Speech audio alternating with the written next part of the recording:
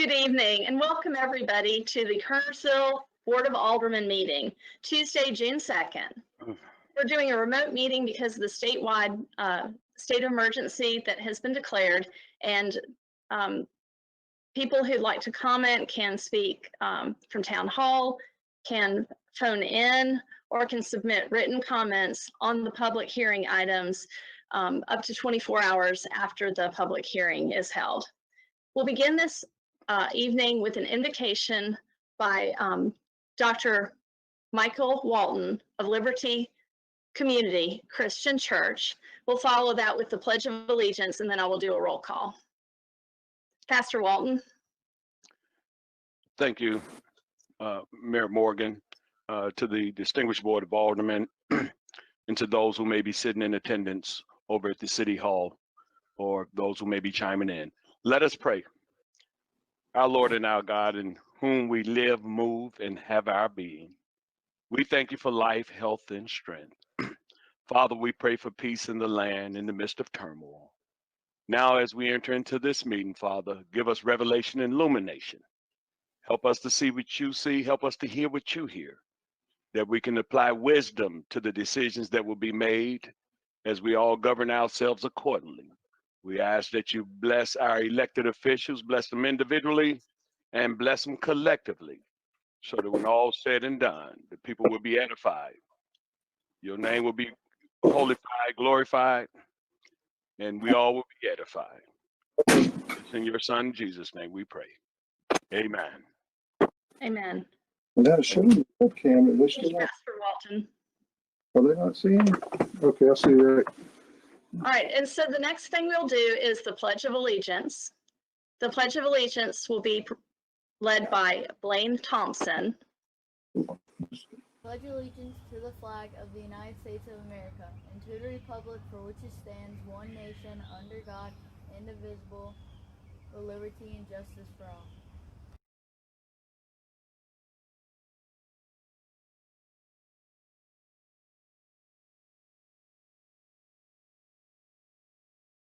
Okay.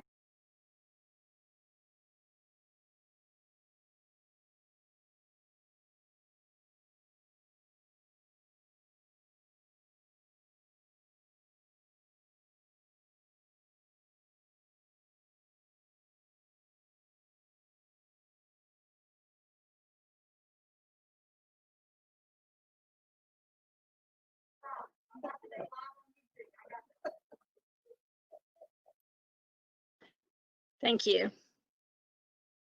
All right, this evening we have several ceremonial presentations. Typically, we like to have everyone in person, and I can hand them a copy of the presentation. But with the social distancing that's required now, we have the department heads on this remote meeting, and we have the aldermen on the remote meeting, of course, and our staff. So we'll go to the ceremonial presentations, but first I think it's a good time to call do the roll call.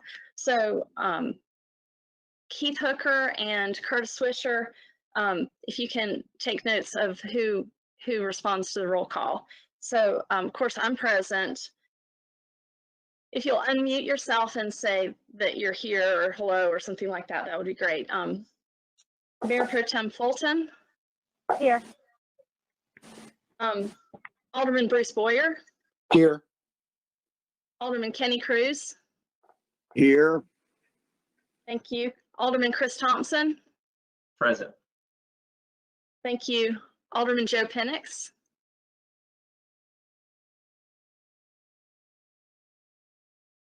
He's here. Okay. All right. I know from staff we have Adam Hutchins. Here. We have Keith Hooker. Here. Thank you. Curtis Swisher is here. Our town attorney, John Wolf. Curtis, who else is on the meeting with us of our staff? Franz Ader, Finance Director, Chief Alderman, Fire and Rescue, Ernie Page is Parks and Rec. Dorn Maltby, Public Services Director. Crystal Tanner is in the courtroom. Chief Summers is in the courtroom. And Chris Comer from the Chamber of Commerce is on, I think. Okay, thank you. Have I missed anybody who's here on this call? And the Pastor Walton, certainly, we thank him for giving the invocation this evening.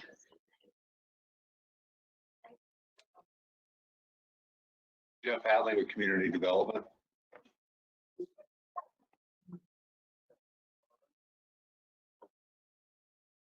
Thank you, Jeff. Is Rochelle here tonight? She is not. She's watching remote. Hi, Rochelle. And I think Beth Price is watching remote as well, our deputy clerk. Okay, is there anybody else online on this call and GoToMeeting live stream?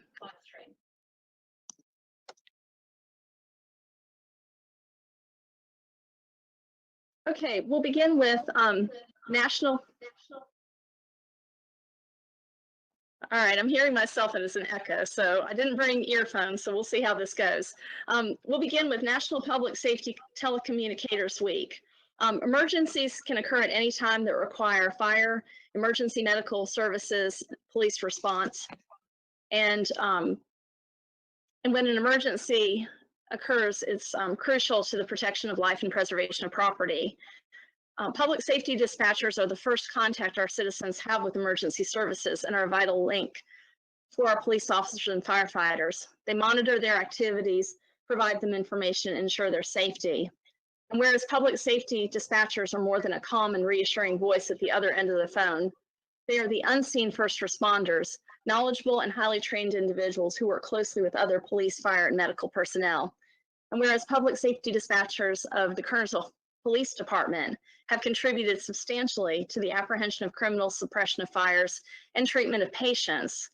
And whereas each dispatcher has exhibited compassion, understanding, and professionalism during the performance of their job in the past year. And whereas public safety dispatchers daily serve the public in countless ways without recognition by the beneficiaries of their services.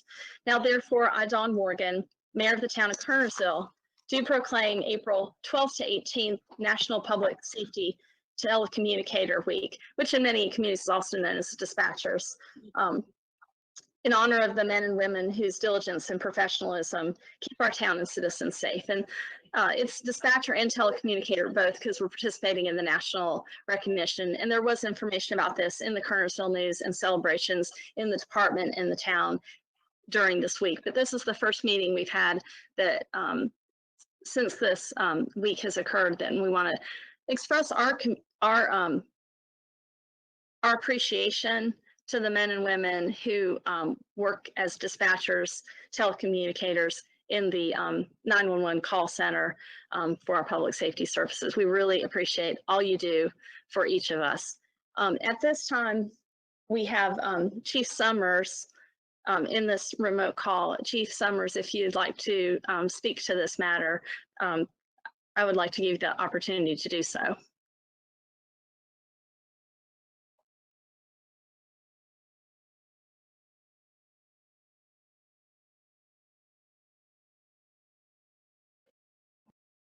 Mayor Morgan, thank you to you and the board for this recognition. The dispatchers appreciate it. A lot of times they're the unsung heroes behind what we do. So thank you very much. You're welcome. Please express the appreciation of myself, our town attorney, town manager, and the aldermen for their service. Yes, ma'am. Yes, ma'am. All right, next we're going to recognize Keith Hooker. He is our town clerk.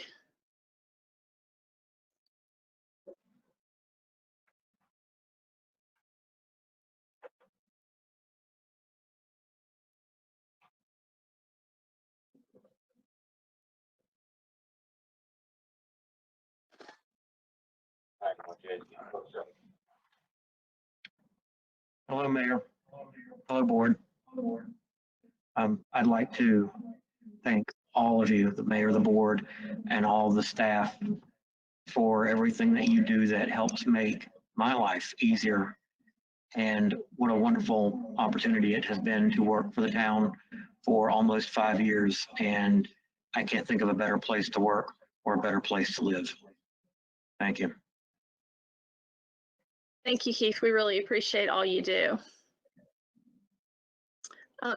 We have recognized Keith also with a written proclamation that he's already received. Also would like to express appreciation for Beth Price and her service as the deputy municipal clerk. When Keith is out of town, she takes over the primary responsibilities as clerk, and Keith and Beth work together to keep the records of the town, to make sure that we comply with all of the legal requirements of local government as far as our meetings and recording our keeping records of our meetings and public information, and just also help keep everybody organized and keep our town running smoothly. It's a really important and critical position at Town Hall, and all of us benefit, the elected officials, our staff, and our citizens, from their diligence, attention to detail, and dedication. And especially in this time with the COVID-19 pandemic, there's been a lot of extra responsibilities as far as helping keep good communication with the public. And so we appreciate all of your contacts with the citizens during this time to help provide reassurance and information about what is happening at the state level, county level, and our local level, as things have changed quite a bit, and we're changing rapidly, frequently over the past few months. We do appreciate all that you both do. All right, the next recognition is Law Enforcement Officers Week, and for some reason I'm not able to pull it up on my iPad, but we do want to recognize the law enforcement officers in our community for our community policing, for their involvement with the schools, for all of the work that is done throughout the year to help improve our community, and the professionalism and dedication that they bring to their positions. We appreciate all that you do. It's a difficult job, and it's essential for public safety. We appreciate all of your efforts throughout the year. Chief Summers, do you have anything to add as to Law Enforcement Officers Week? There was a nice write-up about Law Enforcement Officers Week in the Kernersville News earlier the week it actually was being celebrated. But if you'd like to add anything to that, I'd like to invite you to do so. I'd just like to say thank you to the town manager, to you, Mayor, to the board, our town attorney, and all the citizens in Kernersville. And to say that as employees with the department, we appreciate working for you, serving you, and working in this wonderful community. I'd also like to say that we are very saddened by the things going on around the country right now, and that we are very shaken by the actions took by that ex-police officer up there, who has unfairly given us a bad name across the country. And we're working very hard to try and repair relationships that need to be repaired, and work with the community and serve them as guardians, so that we can have the quality of life that everyone expects and deserves in our town. So thank you very much for recognizing us. Thank you, Chief. Next is Public Services Week. The Public Services Department covers many areas of town. You think of it as probably road repair and trash collection, but it's a whole lot more. The road repair, the sanitation services, which include trash, recycling pickup, bulk item pickup, electronics recycling, yard waste collection, lemon brush service that we also provide, the GIS mapping services, the engineering work, the work of the mechanics in our garages that repair and keep our town vehicles running, that service over the course of a year, do the regular maintenance on 350 pieces of equipment and vehicles.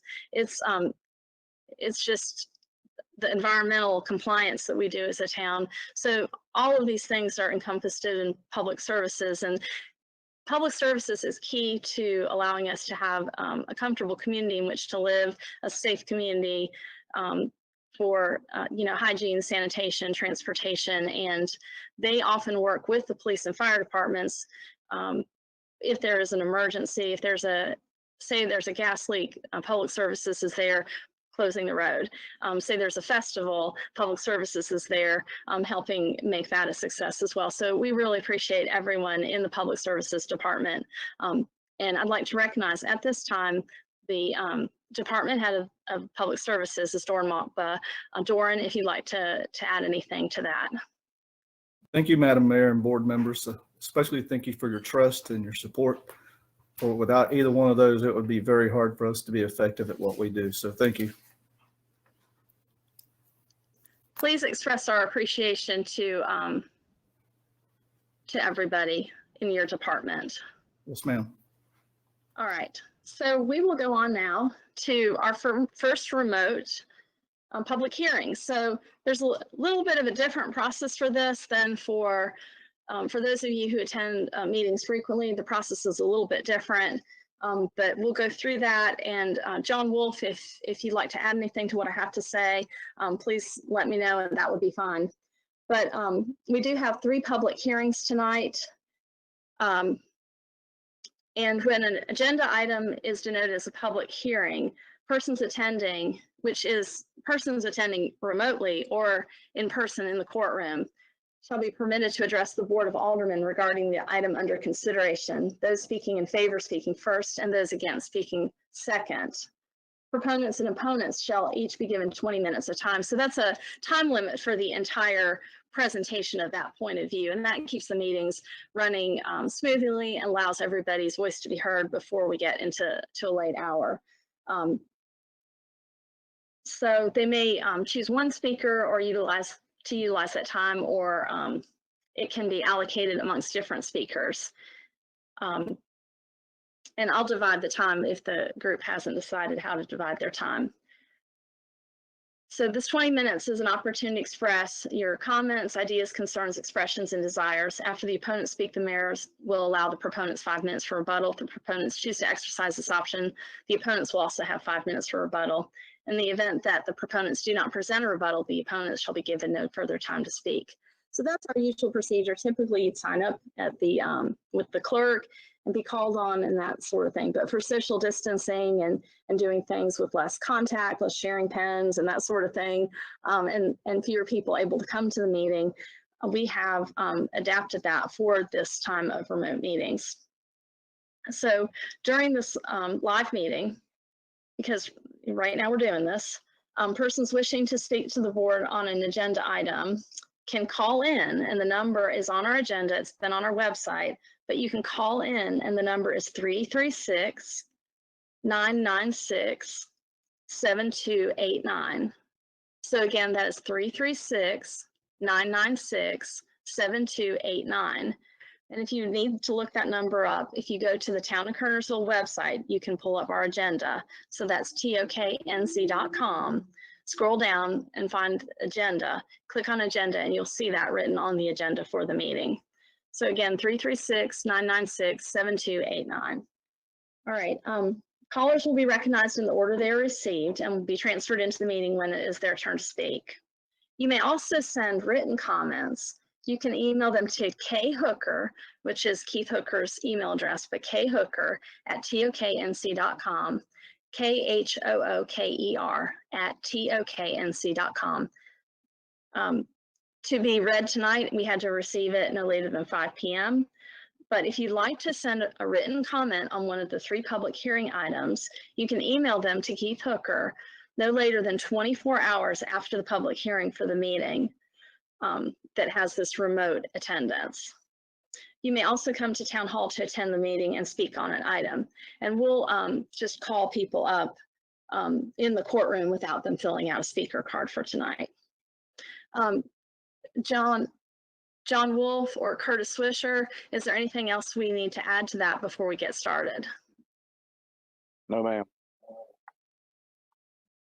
Okay, we'll begin then. Item 1A. No. I'm sorry. Not that I know of, Mayor. I think that's fine. Okay, great. All right, we will begin then. Item 1A is a public hearing on an annexation. Voluntary annexation petition by Timothy Blackburn and Thomas Blackburn for property located at 1137 Glenview Drive containing 47.129 acres more or less. And then consideration of an ordinance annexing said property. So we begin with a staff report. The staff report will be presented by our Community Development Director, Jeff Hatling. Jeff? Yes, thank you, Mayor Morgan. The annexation in front of you tonight, the staff is recommending approval as presented in the annexation ordinance and with a link from the current Board of Aldermen agenda. So staff recommends approval of the voluntary annexation as presented.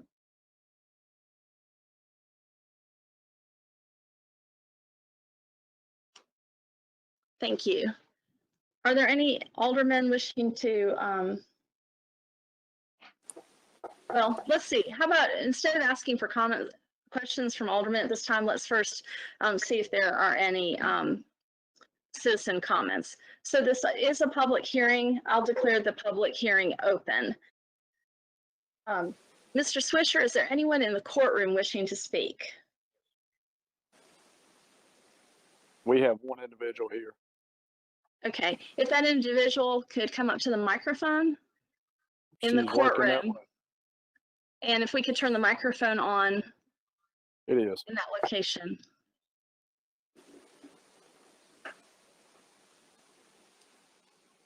And when you get to the podium, if you could identify yourself with your name and usually we ask for a street address. John, is that necessary with this being broadcast, or could they just tell it to Keith?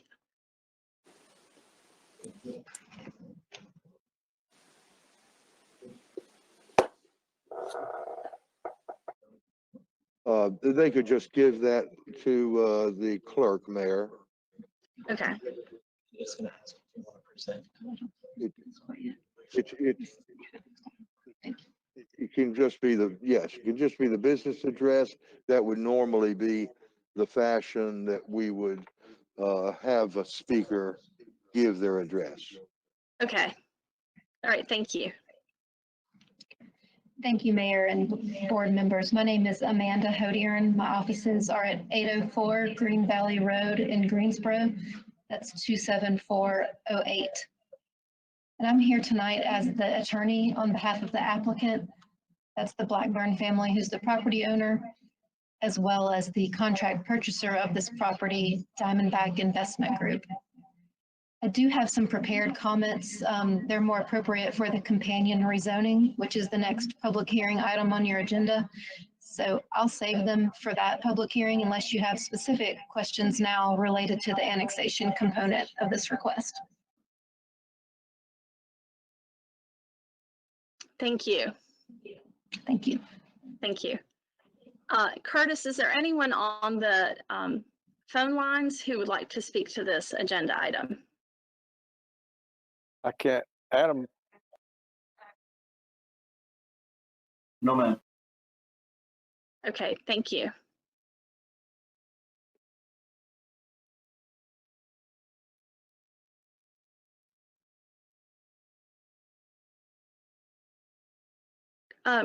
Keith or Curtis, did we receive any written comments as to the annexation?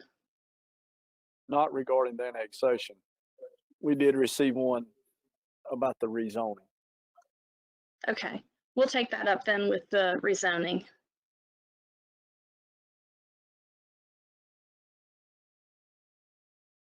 Oh, I see you now, Kenny. Okay. Thank you.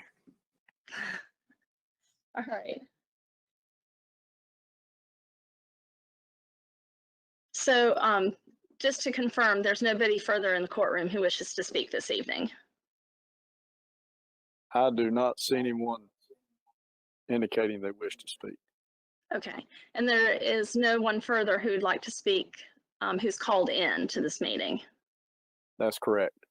Okay, and we have no further written comments that have been submitted. And please, anyone who's interested, keep in mind you may submit a written comment after this to khooker@toknc.com. If we receive it 24 hours before, 24 hours after this public hearing, we can consider it. So if there's no further public comment for this and no further public comment against this,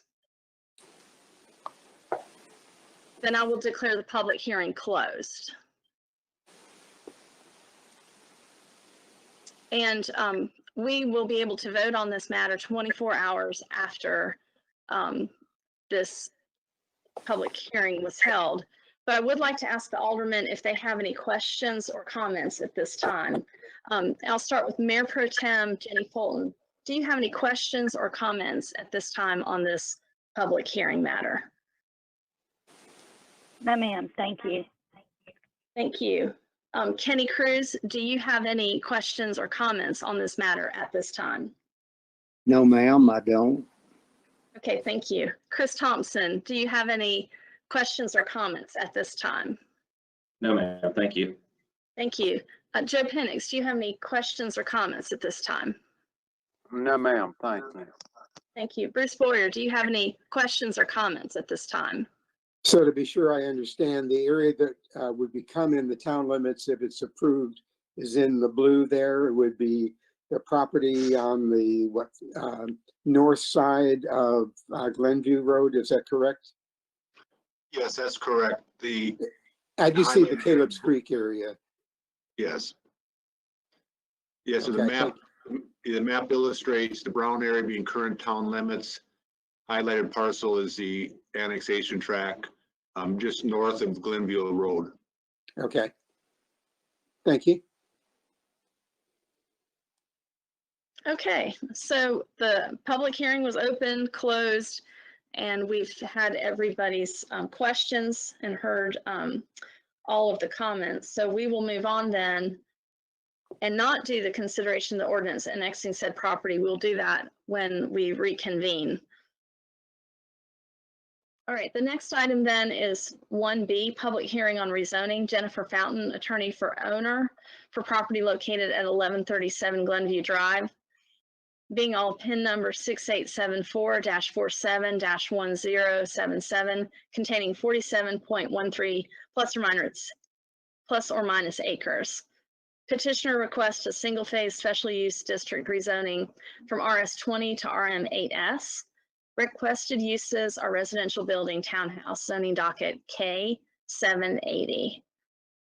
Mr. Hatling. Thank you, Mayor Morgan. As described, this is a special use district rezoning. A special use district rezoning, the applicant submits a specific site plan and specific uses. As described by the mayor, this 47-acre tract would contain 275 townhomes, but have a density of 5.83 units per acre. The rezoning is from Forsyth RS20 to proposed Kernersville RM8S.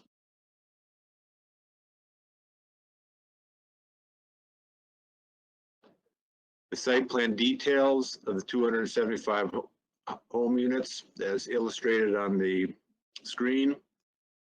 It has a large amount of open space along Glenview with a 15-foot type buffer yard to help buffer the townhomes from the single family across the street from Glenview. It also has a large amenity center and pool and a large amount of open space on the east side that will remain undeveloped where the flood zones are. And it contains 3 water quality ponds.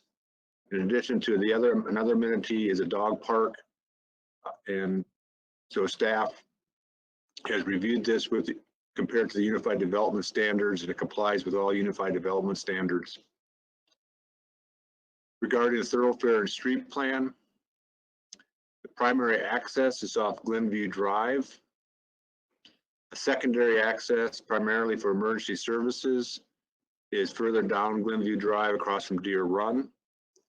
In the future, as the property develops around it, there'll be connectivity to the north and also connectivity to the west.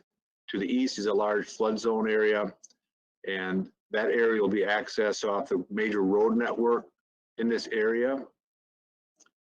This is illustrating our thoroughfare and street plan. The colored roads are roads of Caleb's Creek. This particular project Right now, we only access off Glenview Drive that has a right in, right out. And so there's limited access onto Glenview Drive. But the planned road network for this area, the major east-west route will be Glen High Extension to Teague Lane, which this site will have access to. And also from Glenview to Teague Lane, east-west route across the north of Caleb Creek. So Caleb Creek Road Network will connect to this site, allowing residents for this development and other areas to have a greater distribution of traffic. So instead of just going to Union Cross right in, right out, they'll have 2 different accesses to Teague Lane and an additional access to Glen High and Union Cross. The one comment we did receive for this meeting, I'll read it here. It says, "Hi, Mr. Hooker. I wanted to reach out regarding the proposed zoning of Glenview Drive. I resided on Glenview Drive for more than 30 years now, and my main concern with the proposed rezoning for townhomes is the volume of traffic. I know this issue has previously been mentioned, and the proposed solution being slightly widening the road, that's be Glenview. Well, that would make it easier for cars to pass each other. I don't see being a fix for the volume of additional residents. With the addition of Cales Creek at the end of the road, there has already been a dramatic increase in traffic up and down the road, with very few people abiding by the speed limit. The addition of that number of proposed units with only one way in and one way out of Glenview doesn't seem efficient, especially early mornings when everyone is heading to work and school and returning in the evening. I believe the map had an entrance exit to the townhomes at the top of Glenview and at the end across from Caleb's Creek. While I know it may not be reasonable from a logistic point of view, there were only one entrance exit on top of the road that could at least eliminate added traffic up and down Glenview. If that is not feasible, at least I would like to see speed bumps added to help control the speed of traffic. Thank you for your time, Barbara Yount." Regarding the traffic volumes, as presented by staff, the future street network will disperse traffic. As I illustrated, there'll be numerous ways in and out of the Glenview area as the road network is built out. Also, it should be noted the change of the land use plan and this rezoning would prevent Glenview to be used by commercial and/or industrial traffic. The current land use plan calls for this project to be commercial industrial. Staff is recommending, the planning board is recommending that it be changed to residential. So at least it would just be residential traffic and not commercial industrial traffic. Regarding speed bumps, Glenview Road is a NCDOT road. Staff is not aware of NCDOT allowing for speed bumps. Moving on, the architectural design of these townhomes are townhomes with garages, which become very popular in townhome developments, especially with single professionals and retirees enjoying the safety of just pulling in to a garage and accessing their units. One of the issues was expressed during the planning board public hearing, and Barbara referred to in her email comment, was the condition and width of Glenview Drive. As offered by the developer and recommended by the planning board and staff, the following condition is being recommended for the Board of Aldermen approval tonight, or when you take action. The condition reads widening and repaving of Glenview Drive from 18 feet to 20 feet of pavement subject to NCDOT approval. So right now Glenview is only about 18 foot. They would not only widen it to 20, they would also repave the surface. NCDOT has expressed no concerns with upgrading of Glenview Drive at this time. Another concern was drainage onto property owned by Bradley and Teresa Stevens. After the public hearing, the developer engineer Adam Carroll, PE, conducted stormwater flow analysis and found less stormwater would drain to the Stevens property post-construction. See illustrations below. So across from their residence, there's approximately 3.72 acres of drainage. It will go down to about 3.4, so it's a slight decrease. It's currently pasture lands, but it should be noted also that that same pasture land will be common open area with a 15-foot type buffer yard will be planted along Glenview to further reduce the rate of stormwater runoff. A 15-foot type 2 buffer consists of 2 deciduous trees, 8 primary evergreens, and 20 supplemental evergreen shrubs. So currently that pasture land just rolls off into the Glenview ditch line.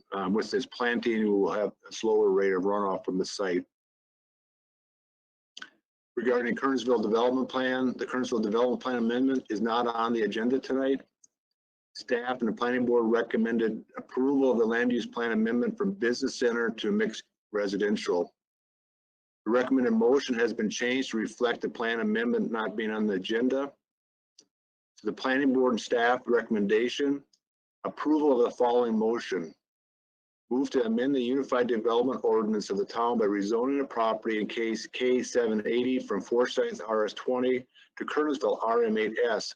The said rezoning being consistent with the staff and planning board recommended changes to the town's comprehensive plan, the Kernersville Development Plan, and further being both reasonable and the public interest because of the following facts. Petitioner requested a special use district rezoning, allowing building architectural standards to be applied. This ensures the development addresses the development plan goal of establishing Kernersville as a unique high-quality community within a triad. Petitioner requests special use district rezoning, allowing a specific site plan to be considered to address the unique character of the area. Thirdly, the petitioner submitted design incorporating watershed protection that will provide sensitive landscape and a sensitive landscape plan, which will help improve the natural environment. Lastly, recommend approval of the site plan and conditions as presented in the planning board report with the new Glenview Road improvement condition. Staff would be happy to answer any questions or concerns the board may have.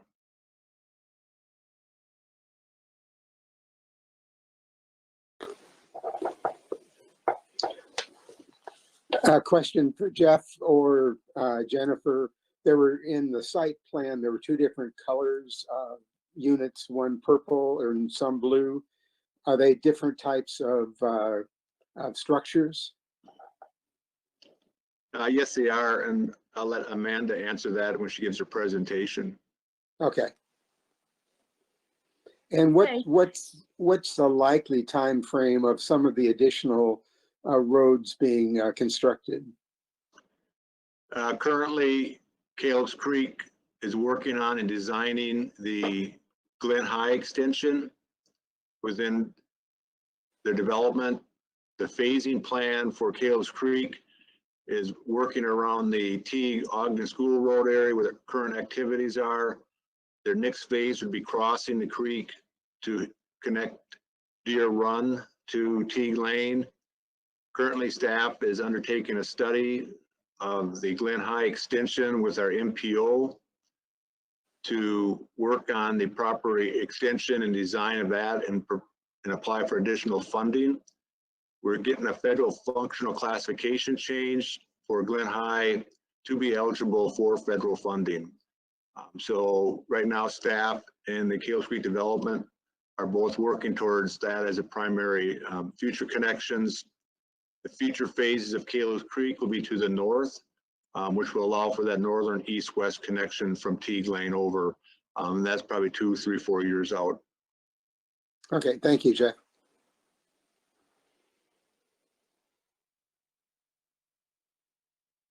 Okay, this is a public hearing. I'll declare the public hearing open. Are there any speakers in the courtroom who'd like to speak in favor of this? Yes, ma'am. She is coming up to the podium.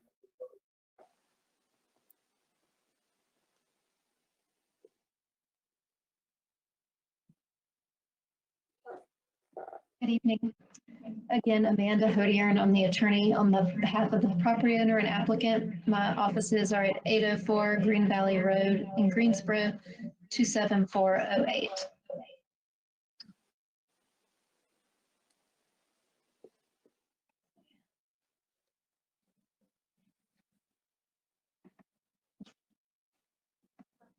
If you'd like to offer your comments in favor and also answer Alderman Boyer's question.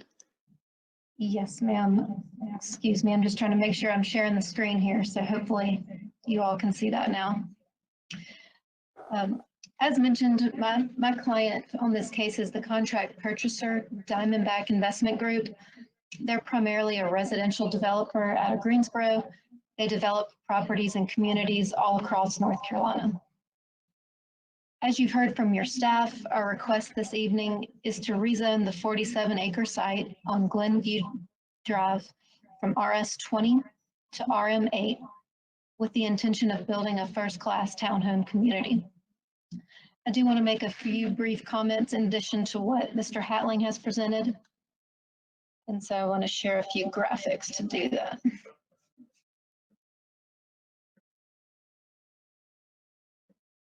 This is an aerial image of the site. The subject property is the orange star, the center of your screen.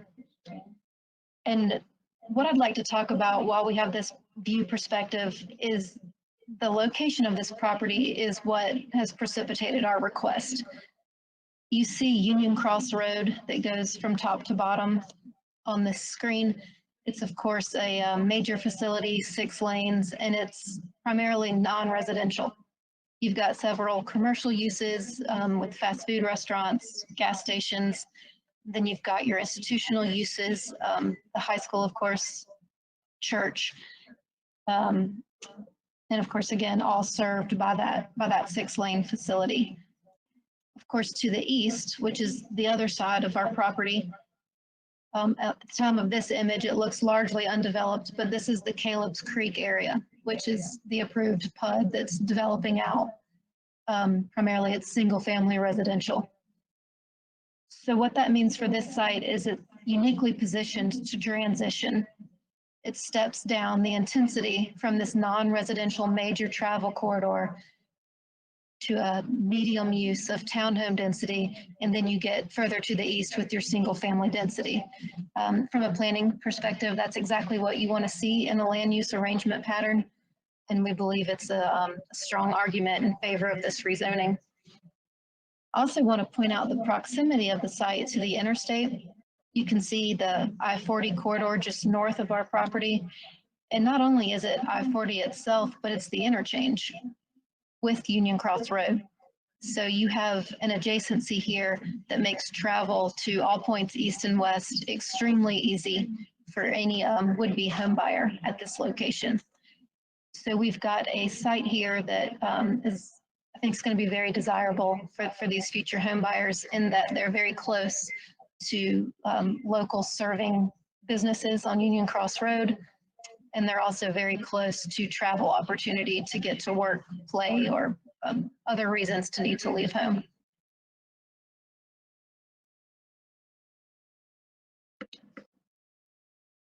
Next, want to make a few points about our specific site plan. This, of course, was submitted into your development review committee process, which reviews all the technical aspects of the plan. And NCDOT is also a part of that review, which I think is a critical point. I want to make a few specific notes about the plan. The first is the large amount of linear open space here at the front of the site. And this is important for a few reasons. First is that it preserves a view shed along Glenview Drive that's pretty similar to what's there now. If you're familiar with the area, it is a largely pasteurized site at this location. So with this open space here, that's going to be maintained. And then with the 15-foot buffer plantings that Mr. Hatling mentioned, it'll provide a nice buffer to even augment that open space further as you drive along Glenview Drive. Secondly, this is 3.6 acres of unified open space. That means that it's big enough to play in. It's big enough to take a decent walk through. It's sized such that it makes a real impact on the visual of this community and the experience of living in this community.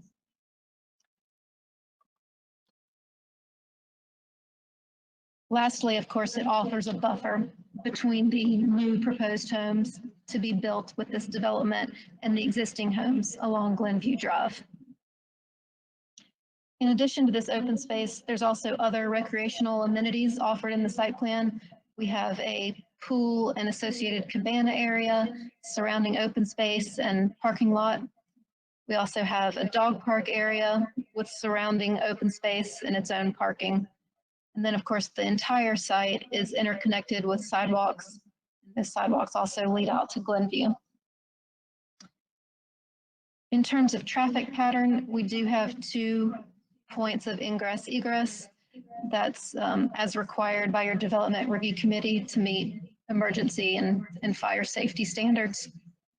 In fact, this site plan you see here before you is pursuant to direct feedback we got from that committee and those departments to make sure that we met those requirements in the most efficient way possible. We also are required by NCDOT, who remember was part of that technical review, to do some improvements along Glenview Drive. You can see in this area here, hopefully you've got something in front of you that you can see closer, but we are required to add a left turn lane in to our property there. So that's probably going to necessitate a little bit more widening than what Mr. Hatling mentioned from the 18 to 20 feet. We'll have to make sure we have that tapered storage lane as required by NCDOT.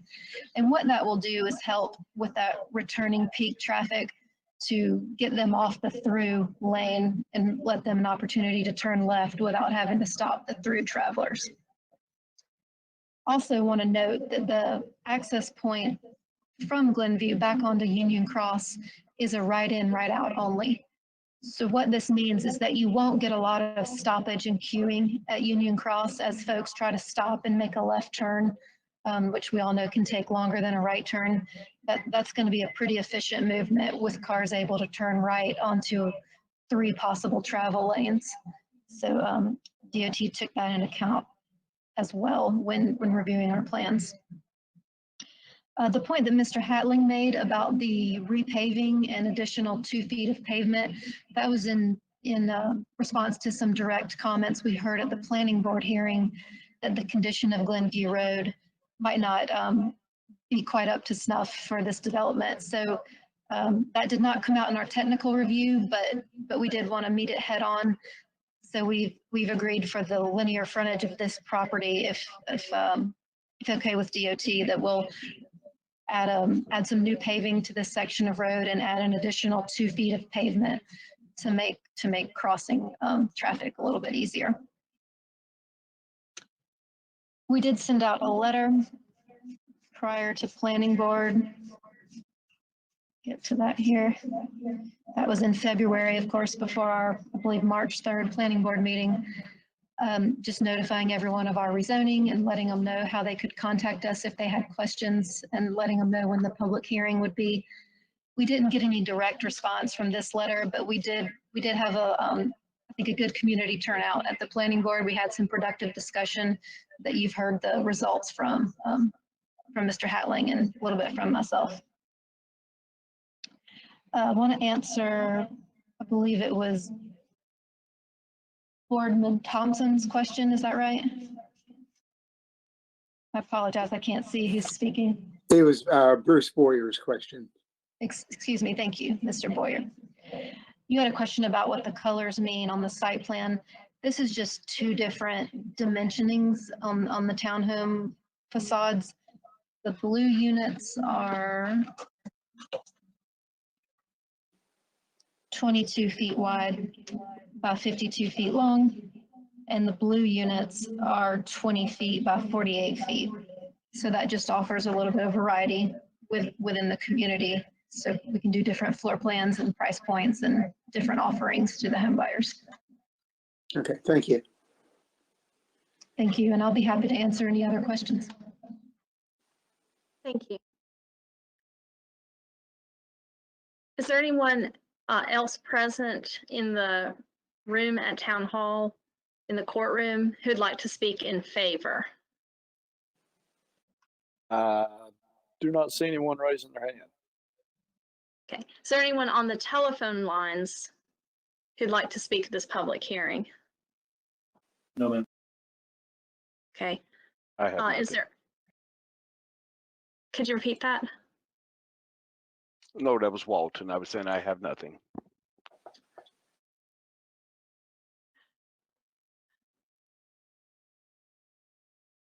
All right, so we have no one who's called in to speak for or against. There are no more speakers in favor in the courtroom. So I will call on, is there anyone in the courtroom who'd like to speak in opposition?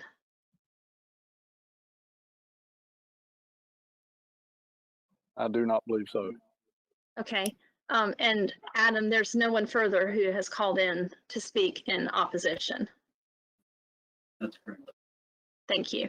Mr. Hatling, could you reread again the comment from Barbara Yount so we make sure we have it in this part of the meeting as a comment at the public hearing part? It is appropriate and typical for staff to include comments that they have heard throughout the public hearing process and the advertising process about a zoning case that are supportive of it or opposed to it or have concerns about it. And so typically that is part of the staff's presentation. In this special case with the state of emergency declared by the state and the need to accept a variety of formats for submission of public comment, I think it would be important to again repeat that into the record in this part of our meeting. So Mr. Hatling, if you could pull that up again or just read it to us so we've got it in the record in this part of the meeting.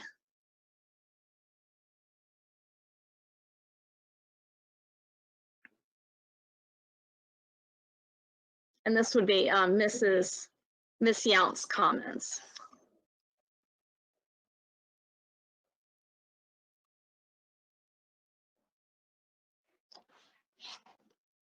I was hoping Mr. Hooker would read, since it was addressed to him, but I'll read it. Be fine. Hi, Mr. Hooker. I wanted to reach out regarding proposed rezoning in Glenview Drive.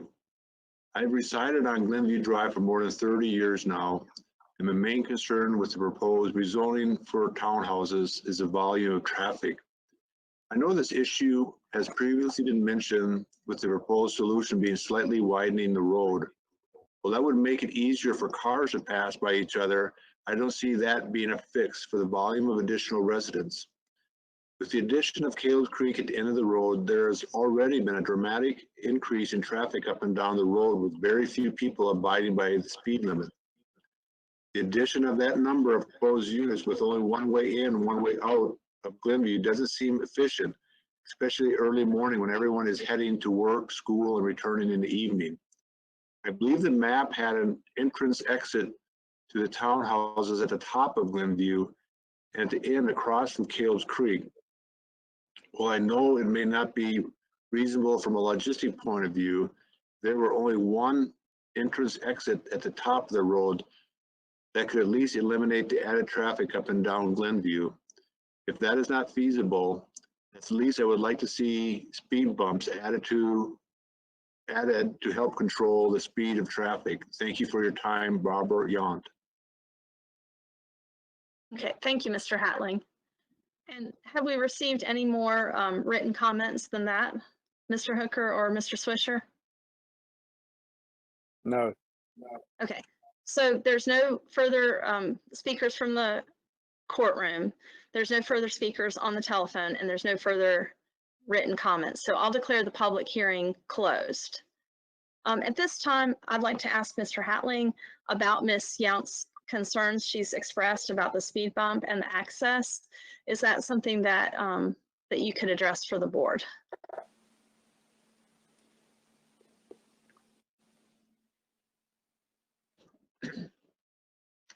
Yes, regarding volume of traffic, it's presented by the staff and also the applicant. The future street network will disperse traffic. So in the future, as I illustrated in my presentation, there'll be numerous ways in and out of Glenview in this townhome development in the future. I also mentioned the land use change would prevent commercial and industrial traffic. The other point regarding speed humps or speed bumps, staff is not aware of NCDOT allowing for speed bumps. Okay, thank you, Mr. Hatling. All right, at this time, the public hearing is closed. And again, this is a public hearing. We will be voting on it at a minimum of 24 hours from this point in time to whenever we recess our meeting to. But Mayor Pro Tem Fulton, do you have any questions or comments at this time? No, ma'am. Thank you. Alderman Kenny Cruz, do you have any questions or comments at this time? No, ma'am, not at this time. Thank you. Okay, thank you. Alderman Chris Thompson, do you have any questions or comments at this time? No, thank you. Alderman Joe Penix, do you have any questions or comments at this time? No, thank you. Thank you. Alderman Bruce Boyer, do you have any further questions or comments? Just a comment. I've driven this area several times in the last week or so. I think I've got a handle now, especially after Jeff's presentation. So no Okay, questions. All right, thank you. All right, if there's nothing more on this item until we are able to vote on it, we'll move on to the public hearing on the budget, which is item 1C. Public hearing on the budget, proposed operating budget for fiscal year 2020-21. And again, we are accepting comments that are phoned in, that have been emailed to Keith Hooker by 5 p.m. today. And that would be khooker@toknc.com, or are called in at the phone number 336-996-7289. That's 336-996-7289. And that number is posted on the agenda on our website. So again, we'll have the public hearing tonight and close the public hearing tonight, but people may submit written comments for 24 hours after this public hearing's held. So we'll begin the public hearing with presentation by our town manager, Curtis Swisher. I'm not able to share my screen yet.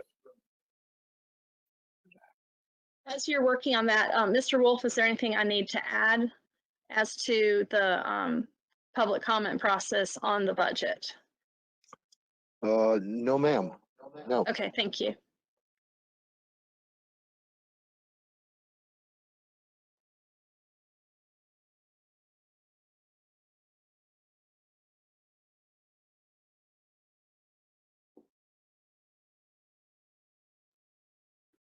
You have to give me a second. Now we in business.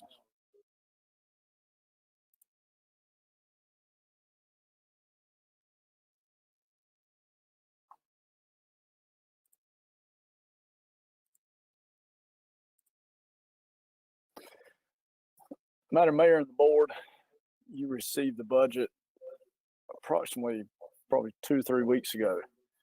So you've had some time to go through it.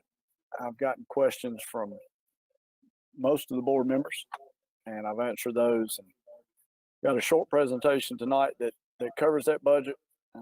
Be glad to answer any questions that you may have tonight or that the public may have. And if I can get it, there we go. The proposed operating budget for fiscal year 2021 is $33,579,431. That is down approximately $1.5 million from the budget that was approved for fiscal year 1920. Current tax rate is 57 cents per $100 valuation. We are recommending leaving that tax rate as it is. You'll see our projected tax base for fiscal year 2021 for Forsyth County is right at $3 billion in tax base.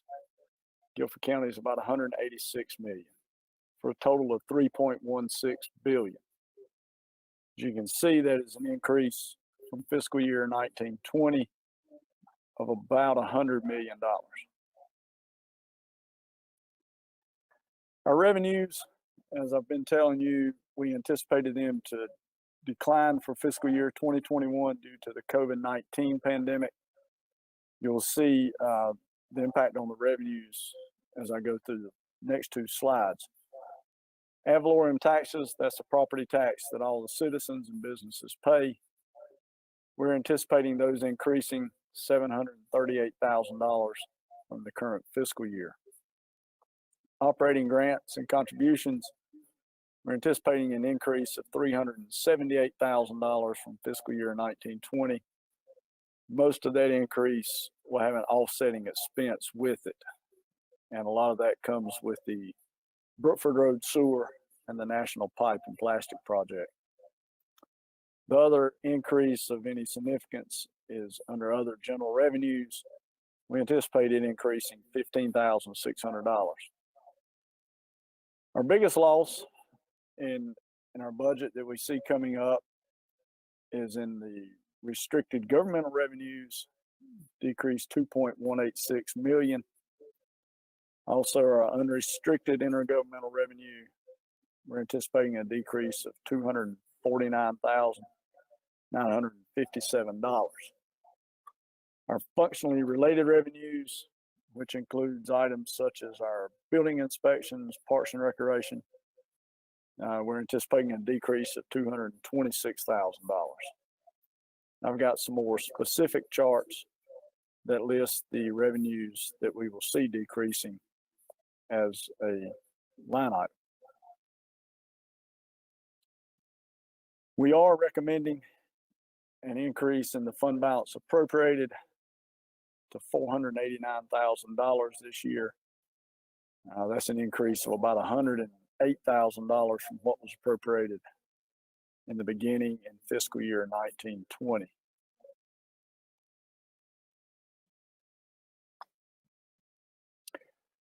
Here's our revenue losses by source. This will show you really what the impact we're anticipating from COVID-19.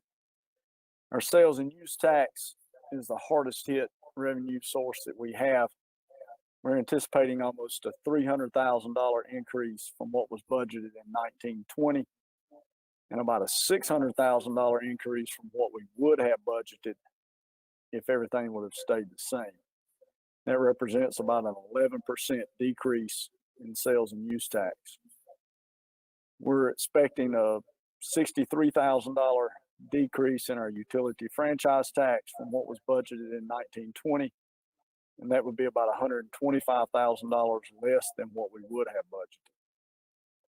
Building inspections, we're anticipating a decrease of about $48,000 from 1920. That would be about $115,000 less than what we would have budgeted had the COVID-19 pandemic came into play. For recreation revenues, we're anticipating them decreasing $49,000 from what was budgeted this year. That would have been about $60,000 less than what we would have budgeted. The biggest decrease is in our loan for installment purchases. As you all are aware, most of the equipment that we purchase, capital projects that we do, we borrow the money for that, and therefore we have a loan on all of those. We're anticipating a decrease of $1.3 million in our loans for installment purchases. So it's what that indicates is we will not be recommending as much equipment and capital projects this year as we have in previous years. Our general fund expenditures by department, as you'll see going through the slide, we have about 60% of our departments that will be experiencing a decrease. I won't go through all of these. I'll point out the largest one's community development engineering. It's down $478,000. That's because we're not recommending any projects this year. Planning department's down $55,000. Governing bodies down $69,000. Three largest departments, police department, fire rescue, public services. You can see that they are also down, with public services being up just slightly. Police department down $90,000, fire rescue down $567,000. And then public services, kind of a mixed bag with their different divisions.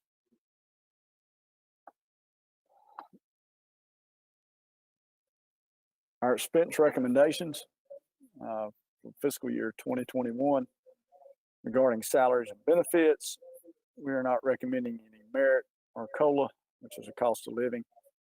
We're not recommending either of those increases this year. We're not recommending any increases to our 401k. We currently contribute 2%. We were hoping to make that 3%, but we do not feel that this is the time to do that. We're also recommending that we freeze 5 positions. 3 of those will be for a full year, with 2 of those being police officers, 1 of those being a construction mechanic in the street division. We also have a technician in information technology and a technician in the central maintenance department that we're recommending freezing for a half year. We are recommending 1 new position, that is the inclusive programming coordinator. We currently have this position on staff as a part-time position. We're recommending making that a full-time position and also having that position serve as the ADA coordinator for the town. We are recommending increasing the starting pay for employees to $14 per hour. That will really have a minimal impact on the 2021 budget.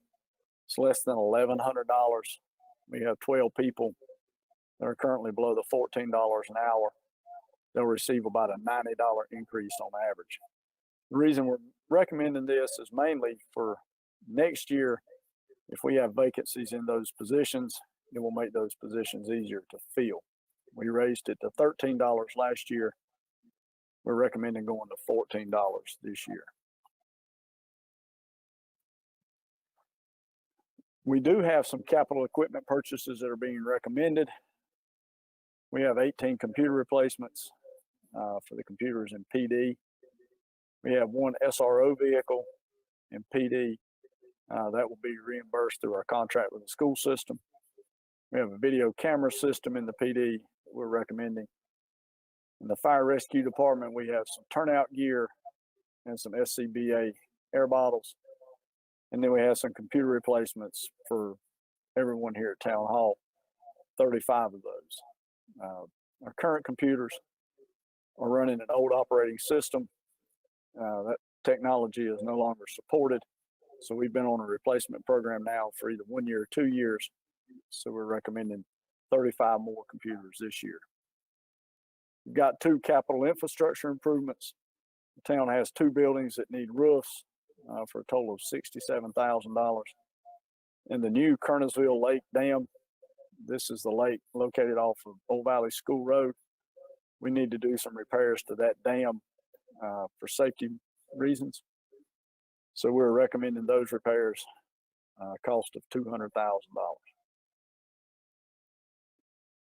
We do have 1 service change that we're proposing for fiscal year 2021. We're recommending that we begin phasing out the commercial garbage collection. I talked to the board about this probably 2 or 3 months ago. And in this budget, we are phasing out 1 of the vacant positions. That is a driver for that commercial garbage truck. If the board does not wish to phase it out and wants to leave this service in place, then we would need to fill that position.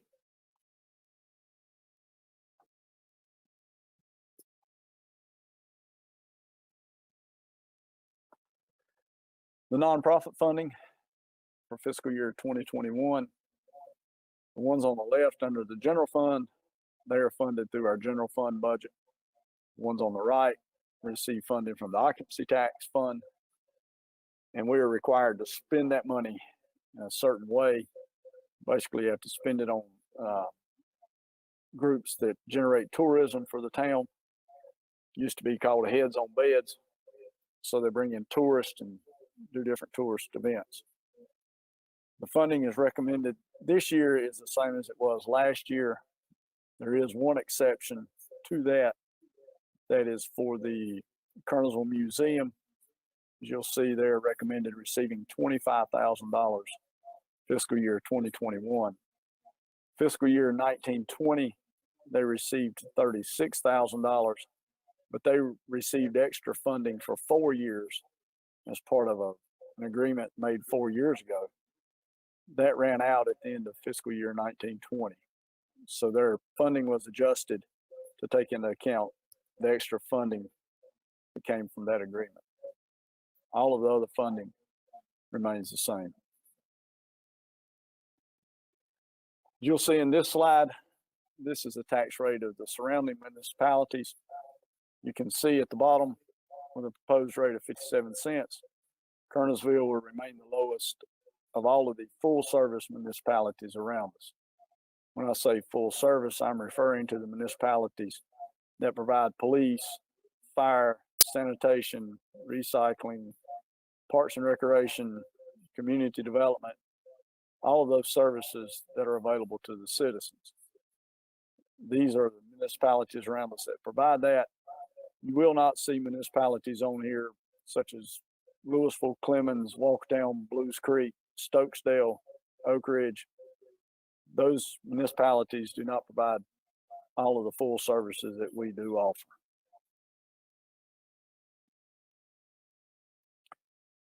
We have some future concerns. The biggest of those right now being the impact of COVID-19 on our revenues. I will tell you that this budget is a projection on what we anticipate we will receive, but we are not 100% sure about our revenues. We can control our expenses, but we cannot control our revenues. So we still have great concern on what COVID-19 will do to our revenues.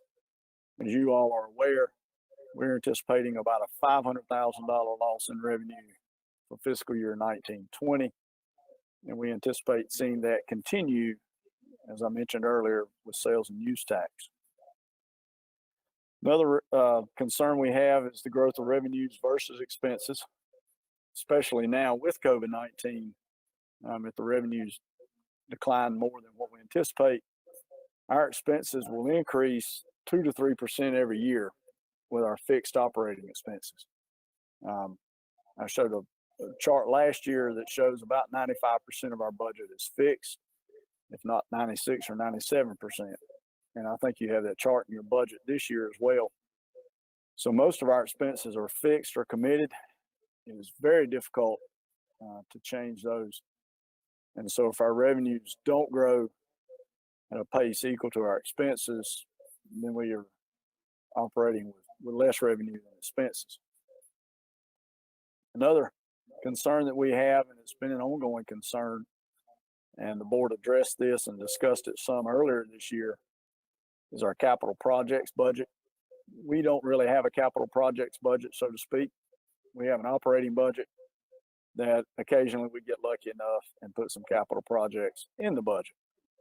But it makes it difficult without a capital projects budget to do a lot of capital projects and to plan for those.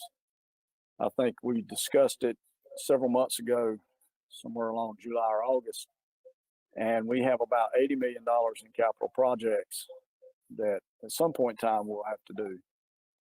And so without a capital projects budget, we have to wait until a project comes out of the operating budget and then put another project in. Another concern that we have is the appropriation of the fund balance of the unassigned general fund. We have fund balance appropriated, recommended for 2021 of $489,000. Fortunately, we have a strong fund balance, but it is always concerning when we appropriate general fund to balance our budget. So with that said, that is the end of the presentation I have, the budget public hearing. I will address back to the general fund balance. There was a question asked. I think in your budget on the revenue side, it shows our fund balance unassigned for 1920 was 10.6 million. And it looks like it's going possibly at the end of this year, 7 million. The question was, what has been that cause that made it go down, especially in light of the article that was in the paper the other day regarding the school system. I will tell you that we've had 6 budget amendments this year. The first one of those was about $1.5 million, and that was carryover expenses that were not spent in 1920 or in 1819 that were carried over to 1920. $700,000 of that was for the lights at the soccer fields at Ivy Redmond. And we had another $400,000 of that was for street resurfacing.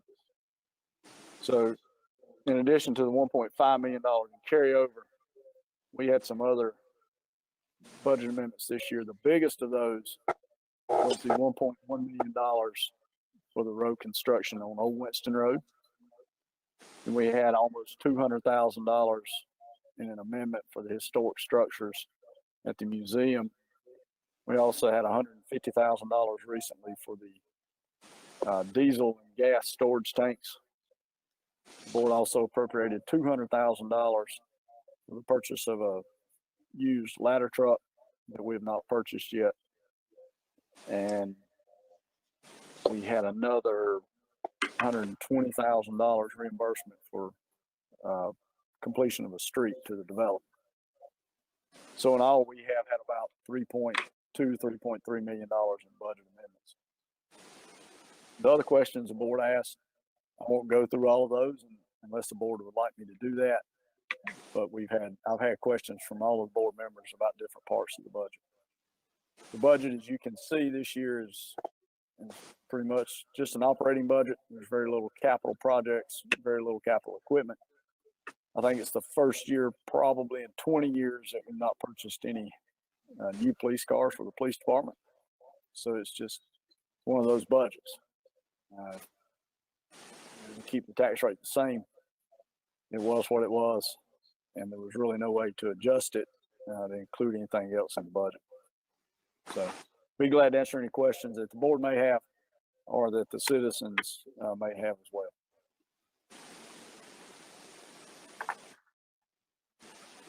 I have a question, Curtis. If we didn't have COVID-19, would we, and then could create a normal budget, would we have to dip into fund balance this year if we didn't have any impact of COVID-19? Probably not. It would depend on what equipment you wanted in the budget. With the budget like it is right now, with the equipment that's in it, we would not have to dip into the fund balance, no, because we would have anticipated receiving probably another $500,000 or $600,000 in sales and use tax, and that would cover the $489,000 in fund balance that we appropriated. Okay, thank you.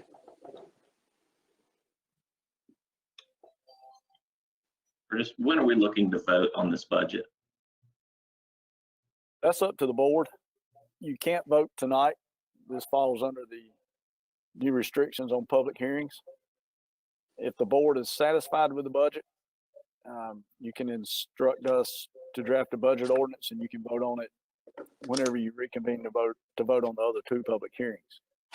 If the board wishes to make some changes, if they're major changes, then I would recommend that you vote on it at the last meeting in June.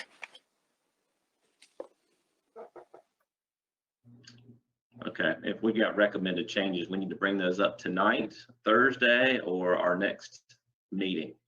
I would bring them up tonight because the one Thursday it won't really be a public hearing on the budget. You could discuss it, but I would recommend bringing those up tonight. And then we can either, if there's a consensus to make those changes, we can make those changes and have it ready for you to vote on Thursday night. Or if there's not a consensus, we can kind of work on getting one and have it ready for you at the end of June. But it would be good to bring those up tonight, I think.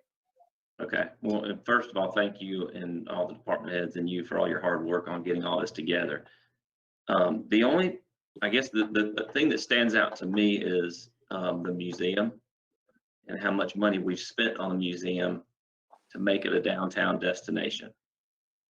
We've gotten several cabins down there. We've added more work. They've got another house they're going to plan on using for offices, I guess, in the future. My concern is this grant that we've put into place, and it was in place for the last 4 years, and now it's running out. And so they're going to be short another $11,000 for whatever they're going to need it for, when we've put in over $100,000 fixing the roof, and like I said, putting the cabins in place and making it a destination. And everybody knows the nonprofits are what brings people to our town with, just like you said, what, heads on beds. So my only recommendation would be to continue on that $11,000 for another year to get through this COVID year and see where we are next year, and make it a $36,000 to the museum instead of the 25, in an effort to keep them working.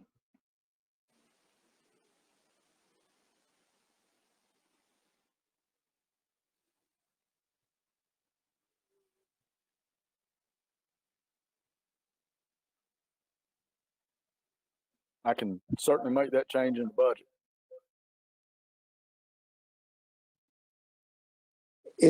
Can we justify that though, if there were a number of nonprofits that have requested increases? Now, if we kept them at the same, that wouldn't be an increase, but we've tried to hold the line on all the nonprofits in spite of those that had asked for increases. So I guess that's the struggle that I have.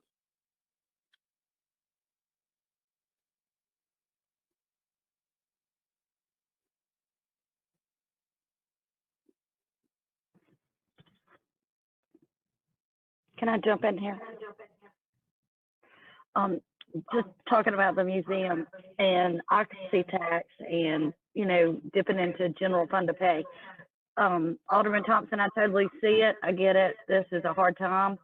My concern is they knew it was a 4-year grant going into it, so there should have been some planning involved. We've also, like you said, done it over $100,000, about $200,000, I think, to bring the cabins in.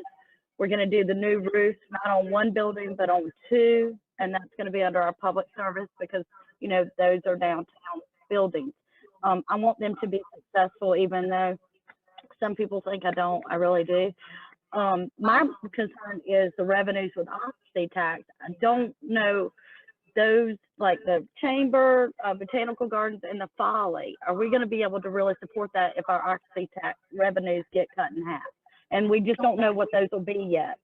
So, I mean, I'm okay with maybe taking the museum up to $30,000, probably not the full $11,000, because I feel like they were known about it for 4 years. So there should have been fundraising or prepared for that. So that's all I got. Thank you.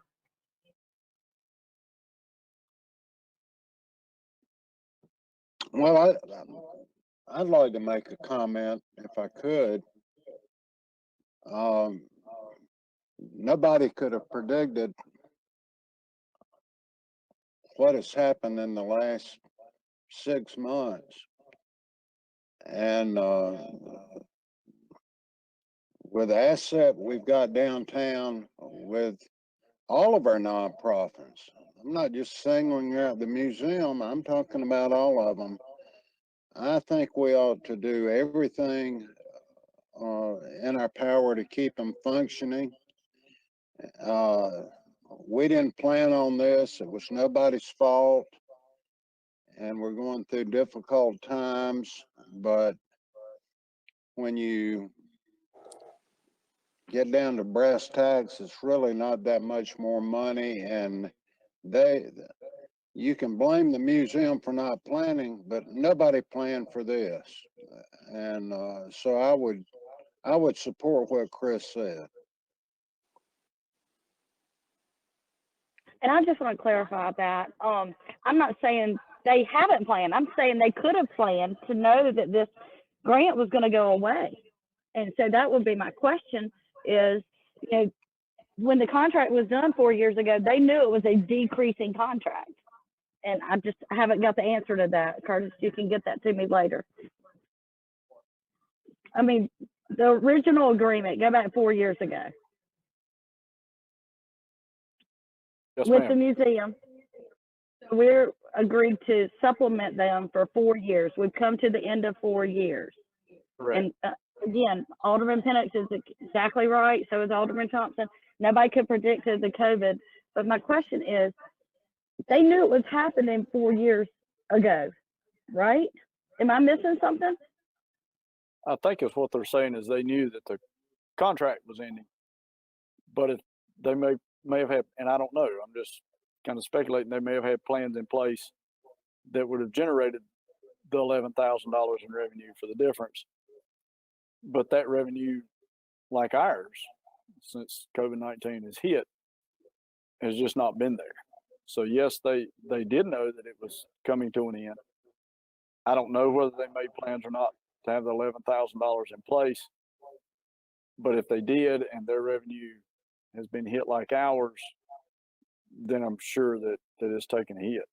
You know, Have you told Kelly that she's going from 36 to 25? I Okay. have not, but I think she knows. I'm not sure. I would make the comment that whether they planned for the last 4 years, which I'm sure they did, I would hope they did, they probably weren't planning on getting 3 to 4 more structures that we've put on them in the last 2 years and 3 years if you count the house. That's not something that they went into it.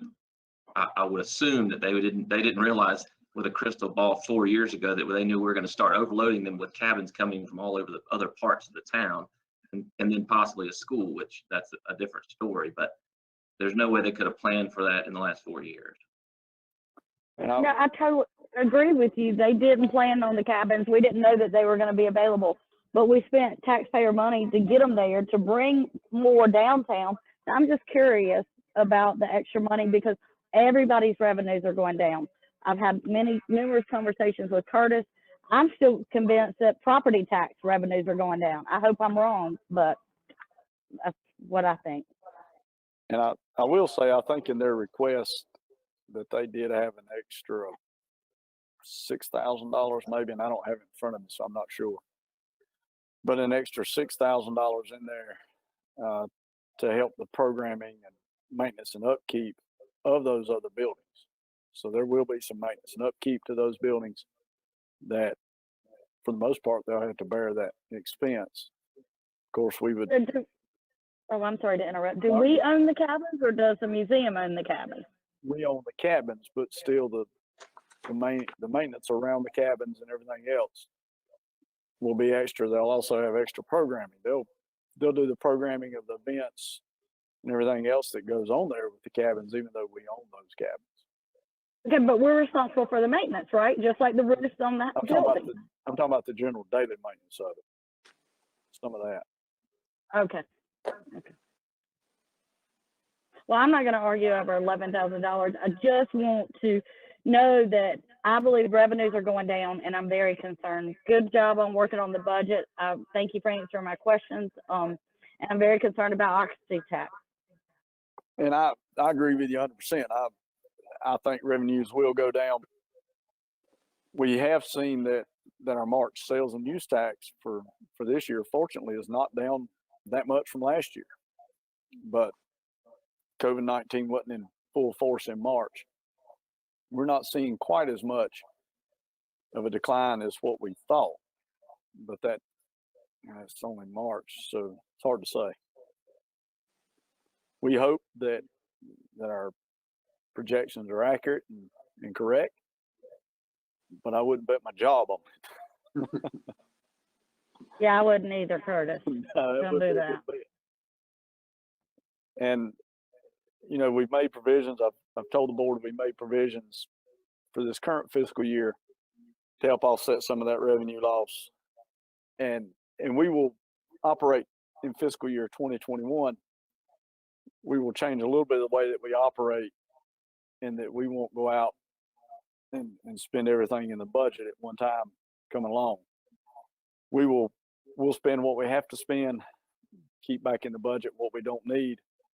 Then when we get into January, we will reevaluate where we are on our revenues, so that if our revenues are way down more than we anticipated, we can possibly freeze some spending at that point and not have that problem. I do think a phone call to Kelly to let her know that we're thinking about changing that, because like you said, she may know, she might not know, and you don't want to surprise them. I think that's just common courtesy on that one. And I think she does know, but I will let her know. I'll let her know for sure.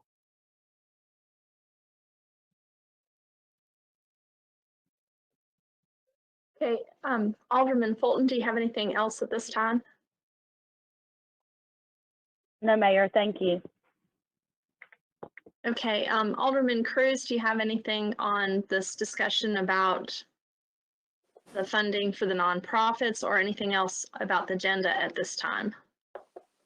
I just want to thank Curtis and the town staff. I think they do an excellent job of managing things and coming through this. And I know with this virus and all going on, nobody could anticipate that.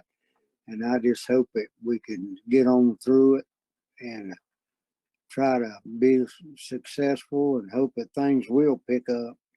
But I think Curtis and our staff is doing everything possible to make that happen, and I'm proud of them. Thank you. All right, Alderman Penix. Alderman Penix, do you have anything you'd like to ask or say on the budget or on this specific discussion about nonprofits at this time? No, ma'am. Okay, this is a public hearing, and we are accepting comments that are called in that are presented in the courtroom or that have been sent by 5 o'clock today to khooker@toknc.com. The phone number to call in is 336-996-7289, 336-996-7289, and it is posted on our agenda on toknc.com, which is the Town of Kernersville official website. All right, is there anyone who is present in the courtroom who would like to speak in favor of the budget? Mr. Swisher? I think there may be one individual here. Let me ask you.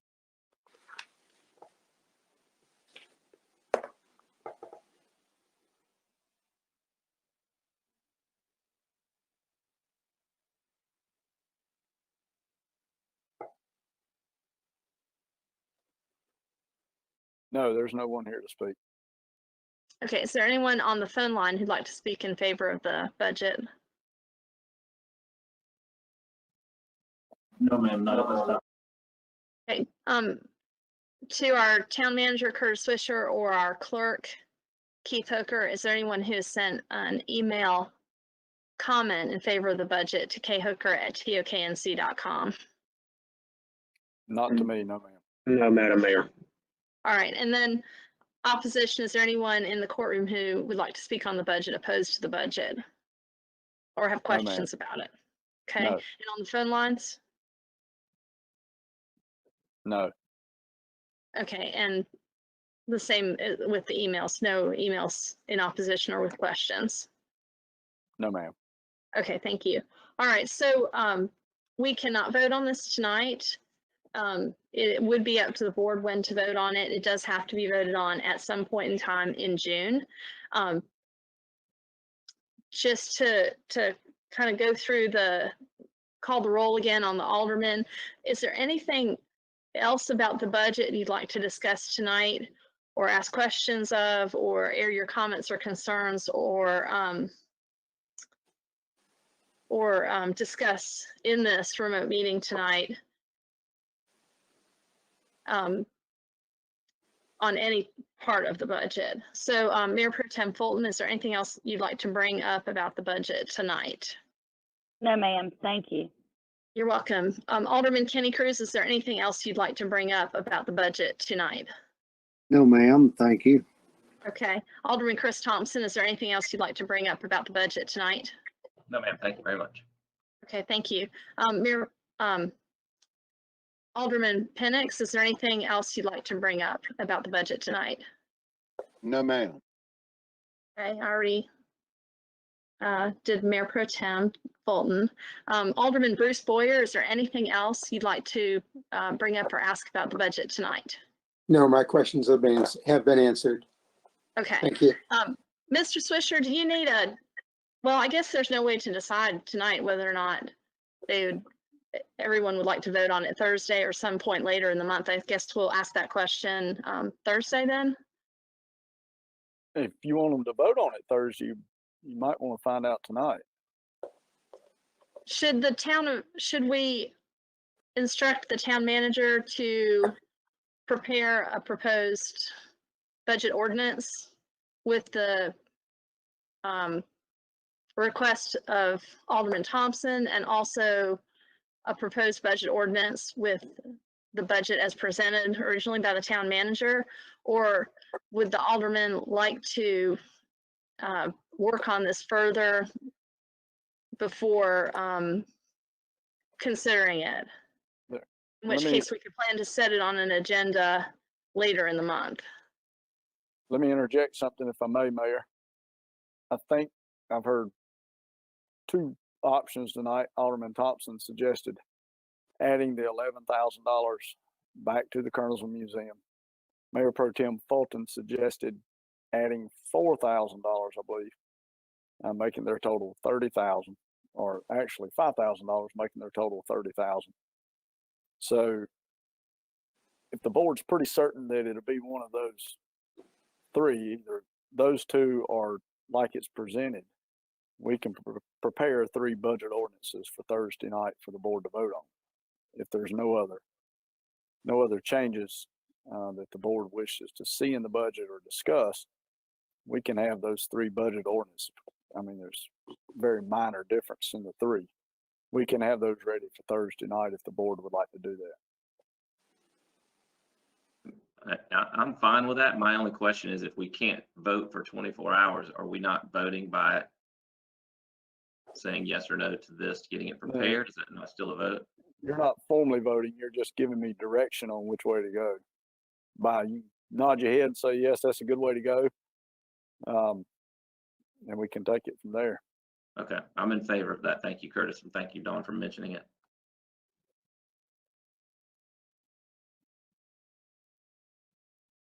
I'm in favor of that.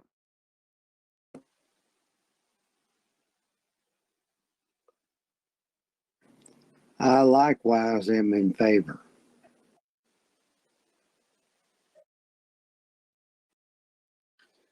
I'm okay with selecting one of the 3 options on Thursday.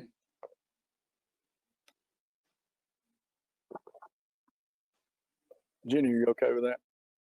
Okay. Or Mayor Pro Tem Fulton's also okay with that. So I'll have 3 budget ordinances for Thursday. Okay. With only difference being the funding for the Kernersville Museum. Okay. And now if you choose something other than those 3 on Thursday, we're gonna have to wait and do it at the end of the month.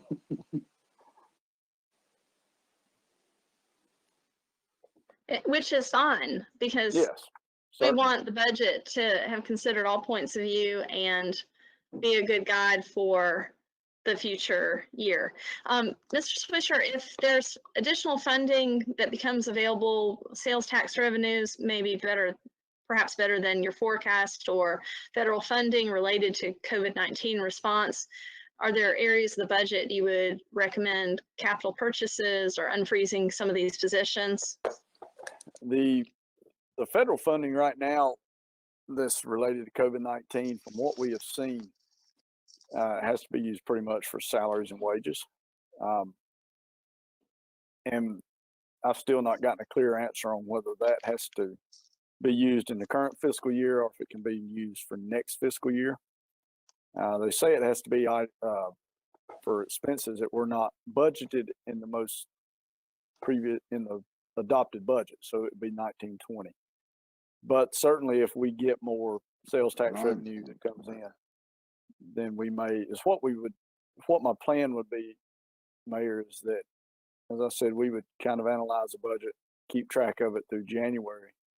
And if it looks like our revenue is going to come in mid-year better than what we anticipate, we'll have a list of priorities that we would come back to the board with and say, ask the board to fund those priorities. But I don't anticipate that taking place until January, midway through the year, because I think it's probably the prudent thing to do to wait, see where we are mid-year, which will be January. And then if we're better than expected, then we can certainly come back in and ask the board to appropriate funding for something that was not in the budget. And if we're worse than expected, then we'll have to come in and try to freeze some items. Okay, thank you, Mr. Swisher.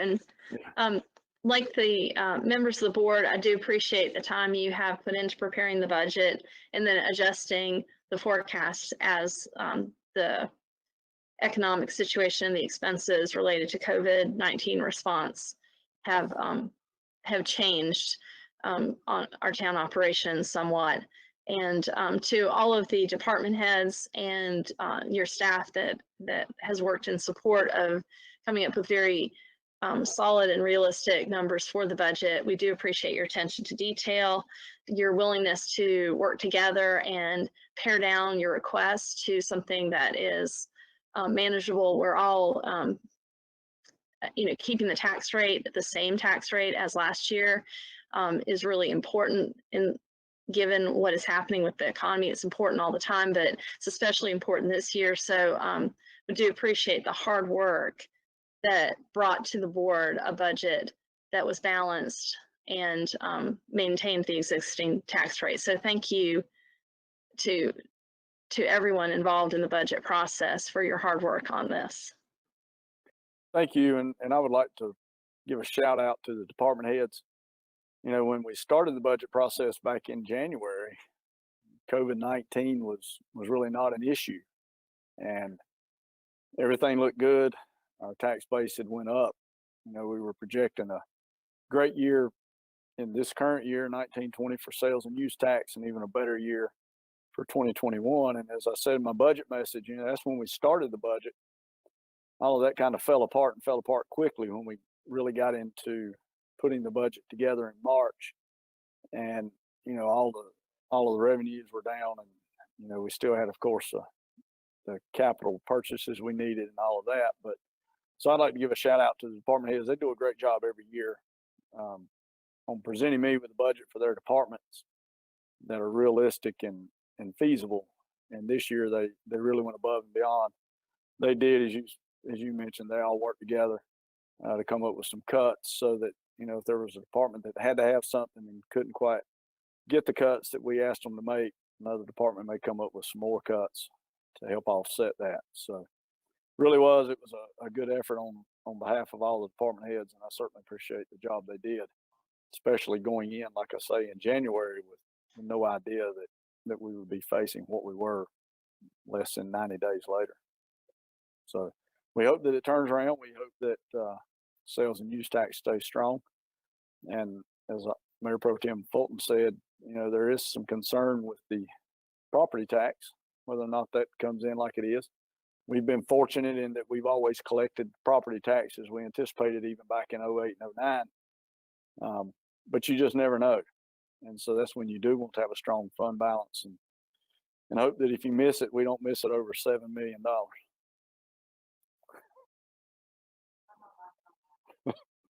Well, hopefully that won't happen.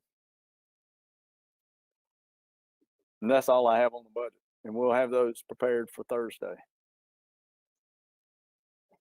All right, well, let's move on then to the public session. Are there any speakers from the floor in the courtroom or who have called in? There is one that has called in, and she is speaking on, as soon as I get it up.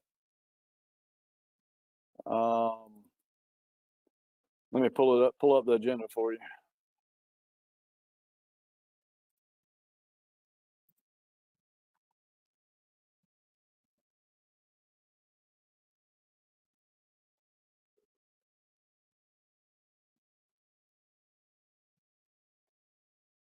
We're on to item 2A. I don't think we have a speaker from the floor. We don't have anyone here. Adam, do we have anyone on the phone that's a speaker from the floor? No, sir. Okay. All right, then let's move on to 2B. Okay, item 2B is a consideration of a request by the Kernersville Arts and Crafts Guild to close a portion of Harmon Lane for the Homegrown Arts Festival. This will take place on August the 22nd from 9 a.m. to 4 p.m. Set up 7 a.m. to 9 a.m. They're requesting to use the Harmon Park, and they are requesting closing Harmon Lane, the portion that runs beside Harmon Park, so that they can have some food trucks They do have the insurance. It's a free event. The only thing they'll really be using from the town are the trash receptacles there at the park. You have that request there, and I believe we do have someone that is called in. I think Ms. Woods is called in to speak on that. Is that correct, Adam? Yes, sir, when you're ready. We're ready. Go ahead and patch her in.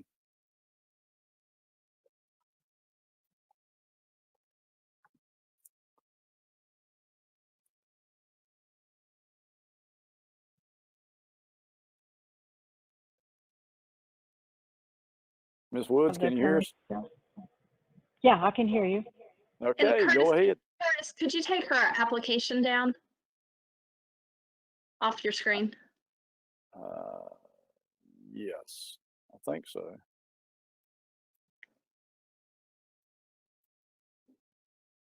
Give me 1 second.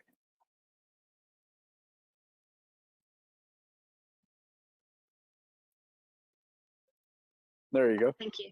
Okay, Ms. Woods, thank you for calling in. We'd love to hear what you have to say about the festival. Great. Well, thank you. I appreciate you giving us some time to talk about this. I am Sally Woods, and I am the president of the Kernersville Arts and Crafts Guild. And for the last several years, we have had a festival, the Homegrown Arts Fest, which is on the 4th Saturday of August. And we have, over the last several years, been on the grounds of Kerner's Folly. And we realize we have outgrown that space, so that part's good news. And so I have been talking with Ernie Pages about using Harmon Park for the Homegrown Arts Fest. And so we've been in discussion about that for off and on for several months. And made an application for that to reserve the facilities there. And anyway, when we were, as we were talking about it, I realized that it would be a good idea, hopefully, to have a couple of food trucks. And we're hoping that they could park on Harmon Lane, just that part of Harmon Lane, you know, that's beside the park. And so we were requesting that for that Saturday, from the hours of 7 a.m. To 5 or 6 p.m., that Harmon Lane would be closed just alongside the park between Cherry Street and Main Street, so that not only could we have some food trucks parked there, but also just a safety for the vendors and the visitors as well. So that's why I applied for the closure of Harmon Lane. Thank you. All right, are there any questions by the Mayor Pro Tem or I just Alderman? have one question, Go Donna. ahead, Bruce. You say a portion of Harmon Lane. There are properties at both ends, right near Cherry Street, a driveway into a private home, and then on the Main Street side, there's also a driveway. Would those be blocked off, or would the owners of those properties be able to get into their driveway? That's a great question. And so I would imagine that we can't block a private driveway. So that portion for that driveway would have to remain open. Would that be true? I don't know. I'm new at this. And I know it's the first time at Harmon Park. Yeah, the driveway near Cherry Street, you could just set the barricades a little bit to the east of that driveway, so you could still have your food trucks there. The driveway going into the back of the house at front South Main Street, there's no one living in that house, and they don't use that driveway. They use the one off the Main Street. Okay, I just want to protect the owner of the house, particularly on Cherry, and it's right next. The driveway is right next to Cherry, so it's, yes. it wouldn't block much of the street from being used for the festival. That's correct. And usually when we block Harmon Lane in that area, we just set the barricades back of the driveway so that they can still access it. Okay, that's my only question. Are there further questions?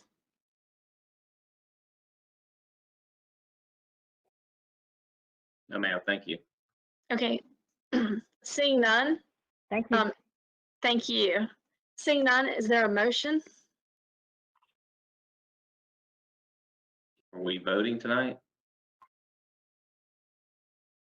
Yes, Typically, we on this vote you will. on this sort of thing.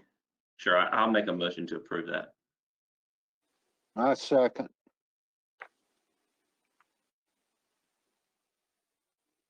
The reason we can vote on this tonight is that it is a public session item. The reason we couldn't vote on the other items was they were all public hearing items. Okay, thank you for the clarification. You're welcome. All right, so we need to do a roll call vote. I know there's a motion and a second, but we're gonna basically call the roll. So we've got a motion by Alderman Thompson, second by Alderman Penix. Mayor Pro Tem Fulton, how do you vote? In favor. Thank you. You're welcome. Alderman Cruz, how do you vote? I'm in favor too, thank you. Thank you. Alderman Thompson, how do you vote? In favor, thanks. Thank you. Alderman Penix, how do you vote? In favor. Thank you. Alderman Boyer, how do you vote? In favor, thank you. Thank you. Well, we wish you the best with your festival. Thank you. I really appreciate your time and consideration of this. I have gone to the festival on the grounds of the Folly, and it's wonderful. So I'm very excited that it's grown and is expanding, and I think it'll be a very nice downtown event. So thank you for working with our Parks and Rec department and bringing this idea to the town of Kernersville. Yeah, thanks. And thanks for your patronage. Thank you. Okay. All right, we Bye-bye. will move on. We'll move on then to the next item on our agenda. It's consideration of an ordinance for control of access to town-owned, controlled, or leased property, and it's on the agenda as item 2C. Mr. Swisher, is there anyone in the courtroom who'd like to speak on this? No, ma'am. Is there anyone on the phone lines who'd like to speak on this? No, ma'am. Have we received by 5 o'clock today an email to khooker@toknc.com on this issue? No, ma'am. No, ma'am. Okay. All right, Mr. Swisher, do you want to present this, or would our attorney, Mr. Wolf, present it? I'll start and then John can chime in if he wants to add something. This is an ordinance that you adopted, I think, some rules and regulations several months ago regarding controlling access to town-owned, controlled, or leased property. And so this is an ordinance that just clarifies that and turns it into an ordinance so that it's more easily enforceable. We changed some wording in it. We sent that change out. The change is what you have before you under section 11, actually under all the sections, but the change is the same. You'll see under section 11-20 under forms, it says consistent with decisions of the U.S. Supreme Court, public access to areas within enclosed facilities owned, controlled, and leased by the town of Kernersville that the town utilizes for its purposes. So it's what we did was initially it just said facilities owned, controlled, and leased. We added the wording that the town utilizes for its purposes so that it wouldn't be confused with property that we lease to someone else. So it gives us the ability to control what we consider non-public workspace, which in town hall is anything beyond the front desk there where the officer sits. And we've also specified it out those other areas at town-owned buildings throughout town. I'll be glad to answer any questions you may have. The areas that are considered non-public forum areas, you'll see there with the town hall, the police department, any areas beyond the lobby. Fire station 42, All areas beyond the lobby are considered work areas. Fire Station 41, all areas beyond the first office on the right. Upon entering the main entrance, Fire Station 43, all areas beyond the kitchen. Fire Station 44, all areas beyond the office den area upon entering the front door. Public Services, all areas beyond the front desk and lobby area. Parks and Rec, all areas on the first floor beyond the reception desk and all areas on the second floor, with the exception of the open room, are considered work areas. So we designated those areas that are considered non-public work areas, and then the ordinance specifies what is and what is not allowed in those areas. I'll be glad to answer any questions. I don't know if Mr. Wolf has anything he would like to add or not, but I'll let him do so now if he does. I think Curtis has handled it well. We've worked on it for some period of time. We added the resolution to your agenda a couple months ago. This is turning it now into an ordinance. And as with Curtis, if you have any questions of me, please feel free to ask.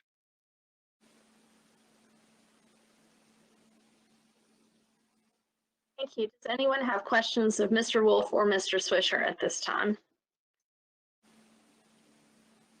I have no questions, but I have read the document and agree with it, and I would motion to approve. Okay. Is there a second? Second, Mayor Pro Tem. Okay, I have a motion by Alderman Thompson, a second by Mayor Pro Tem Fulton. Is there any discussion or comments or questions?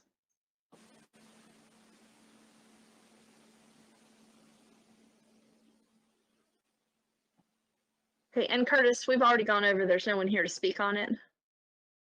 That's correct. There's no one here and there's no one on the phone. Okay, all right. I have a motion and a second. I'll do a roll call. Mayor Pro Tem, how do you vote? In favor, thank you. Alderman Cruz, how do you vote? In favor, thank you. Alderman Thompson, how do you vote? In favor, thank you. Thank you. Alderman Penix, how do you vote? In favor. Thank you. Alderman Boyer, how do you vote? In favor, thank you. Thank you. All right, it's unanimous. All right, next is the consent agenda. We have A, approval minutes for the February 26th briefing. B, approval minutes for the March 3rd regular meeting. C, consideration of a lease agreement with the Senior Center for the basement of the old library building. D, which the address of that is 130 East Mountain Street. D is consideration of a lease agreement with the Women's Club for the Kernersville Community House. E, consideration of an ordinance for Forsyth County to collect town of Kernersville taxes for 2020. F, consideration of an ordinance for Forsyth County to collect town of Kernersville taxes for prior years. G, consideration of Forsyth County tax refunds. All of these matters are standard and we've seen them on a regular schedule, but since we were not able to have a briefing, Mr. Swisher, do you have comments or information for the board on any of the items on the consent agenda? No, ma'am. I will just say that the two leases have been in place for many years with both of those organizations, and the ordinance for Forsyth County to collect our taxes, they've been doing that for many years as well. So that's a standard ordinance for that. And then the tax refunds are just standard refunds that we're required to process through the county. Okay. Is there an alderman, the mayor pro tem, a department head, town staff, or citizen who'd like to see an item removed from the consent agenda? Curtis, if you could tell me from the courtroom.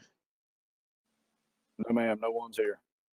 Okay, and all the staff, department heads, and elected officials on this remote call, would any of you like to see anything removed from the consent agenda and separately considered? Okay, seeing none, do I have a motion to approve the consent agenda? Motion to approve items A through G on the consent agenda. Okay, we've got a motion Second. by Alderman Thompson, second by Alderman Boyer. And I'll do a roll call for the vote. Mayor Pro Tem Fulton, how do you vote? In favor, thank you. You're welcome. Alderman Cruz, how do you vote? In favor, thank you. Thank you. Alderman Thompson, how do you vote? In favor, thank you. Alderman Penix, how do you vote? In favor, thank you. Thank you. Alderman Boyer, how do you vote? In favor, thank you. Thank you. So that is unanimous. All right. We next have the town manager's report. Specifically, we have information about a rubber tire loader. Mr. Swisher? I'll start with this item since it's on the agenda. I have this, and then I have some updates. The rubber tire loader is a piece of equipment that we use every day at Public Services. The current rubber tire loader is a 2006 Caterpillar 930. I talked to Public Services Director Dorn Maltby the other day. This piece of equipment is now unusable until it's repaired. Cost of the repair is $40,000. The problem is it will not be available to be repaired until the end of November. You have to rent a piece of equipment from now until November. The rent for another loader during that time is $40,000. So we have almost $80,000 time we repair this piece and rent another piece of equipment. In light of that, and in light of the fact that it's now 14 years old, almost 15, we're recommending purchasing a new piece of equipment. You have in the memo, it says it's between $205,000 and $220,000. We got a quote today. It's $199,246, I do believe. We would propose purchasing that equipment from the Stormwater Enterprise Fund. A lot of the work this piece of equipment does is stormwater related. Therefore, it would not impact our general operating budget or our general fund.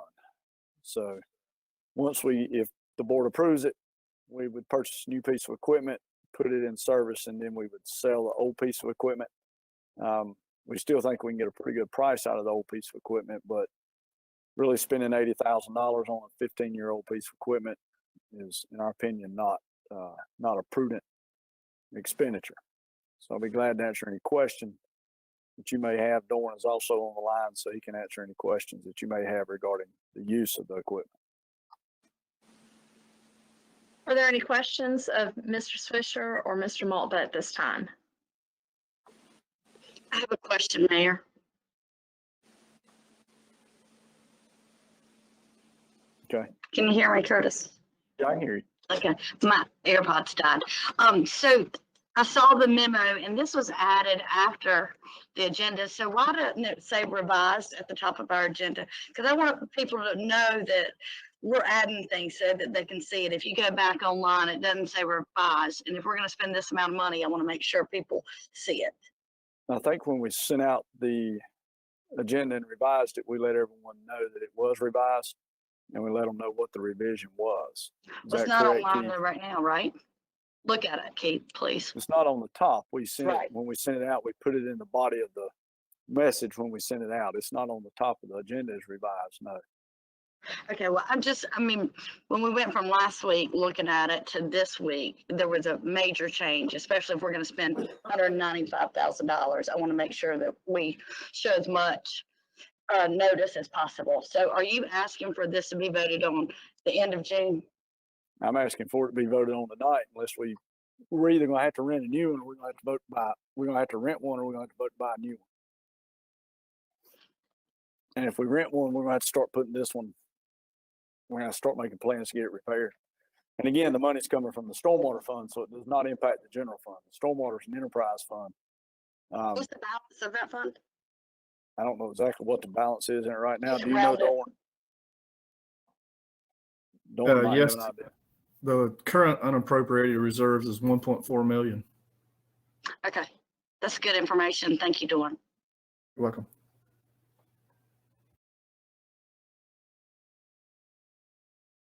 And you're only allowed to use that money for allowable expenses. So we can't just, it's not like we can transfer the money over into the general fund and use it for something that's not allowable. But this is an allowable expense.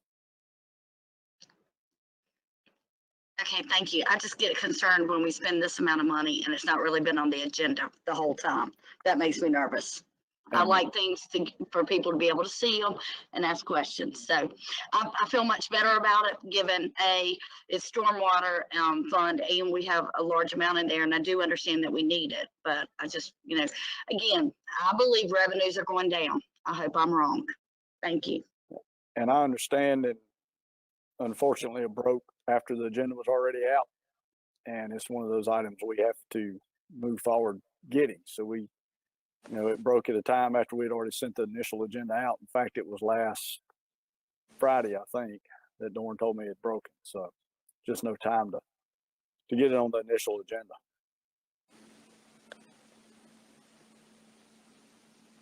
Thank you, Mayor. That's all I have.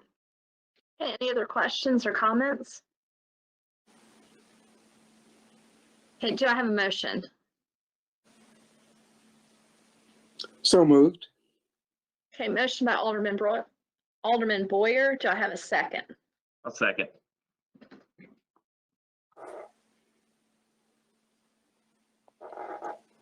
Okay, I'll take the votes by roll again. Mayor Pro Tem Fulton, how do you vote? In favor, thank you. Alderman Cruz, how do you vote? In favor, thank you. Alderman Thompson, how do you vote? In favor, thank you. Alderman Penix, how do you vote? In favor, thank you. Alderman Boyer, how do you vote? In favor, thank you. Thank you, everyone. All right, this motion is approved unanimously. Mr. Swisher, you mentioned you had another matter to present. I have a few more updates, mainly nothing for the board to consider. I've been asked to kind of update the board, or not update the board, but really mainly the public on the 4th of July and the cancellations that surround that. I mentioned it last month to the board at their board meeting that there was a committee together that was looking at the 4th of July celebrations and what may take place. And since that time, I think even at that time, I think the 5K was already canceled and the parade was probably being canceled. But as you all know, we have the committee actually made the decision to cancel the 5K run, the parade, and also the fireworks. The town does fund part of the fireworks. The chamber funds the other part of the fireworks. So the decision was made based on the recommendation from myself and several other individuals that having any of those events really would be going directly against Governor Cooper's current executive order. In this current phase 2 that we are under, that ends June the 26th, I believe, it strictly prohibits parades. So if that doesn't change once this phase 2 ends, if phase 2 does not end by July the 4th, and he does not change some of the exceptions in it, or make an exception rather, then you can't have a parade. So based on that, when the committee met, the advice was that, the current order does not allow you to have parades. And it's what folks have to understand is the planning for this has to start a couple of weeks ago. So the decision was made for that reason to cancel the parade. Everyone was uncomfortable whether or not Governor Cooper would allow parades in phase 3, whether or not he would extend phase 2, and if so, would he exempt parades and allow parades? So the decision was made knowing that the planning would have to start to go ahead and cancel the parade. The committee, the Rotary Club is the group that does the 5K run. That committee met. The current order that we're under limits mass gatherings outside to no more than 25 people. So there was really no way that you could have a 5K run that may have 600 people in it. There are also some sponsor considerations with that. Some of the sponsors had indicated that if the race was held on July the 4th, that they may not be able to participate with their folks. And in consideration of those sponsors, they've been good sponsors in the past. That committee decided not to hold the 5K run. Could the run be held? Possibly. You could start them in groups of 25, stagger them out about a minute apart, start the fast runners first, going back to the slow runners, but you're still not going to keep them apart and all of that. And it would take almost 45 minutes probably to start them. So therefore the parade was canceled and the 5K was canceled. The fireworks, a little bit different story. Basically the fireworks are set off over Station 41 on Bodenhammer Street. There's a large gathering of people at Kernersville Raiders School or Kernersville Raiders football field behind Kernersville Elementary School. We would not be able to allow that field to be open for that gathering. They probably have several thousand people there, which again would be in violation of the governor's orders. The advice was given to the committee. I advised them. I spoke to town attorney, Mr. Wolf. It was decided that, you know, if you have the fireworks and you'll have to close the field at Kernersville Raiders Field down because you might have 3,000 or 4,000 people. Governor Cooper, he may go into a different phase. He may go into phase 3 and allow a larger mass gathering. But again, it was unlikely that he goes from 25 people to 3,000 or 4,000 people. There are also several other areas in town where we have large mass gatherings of people to watch the fireworks.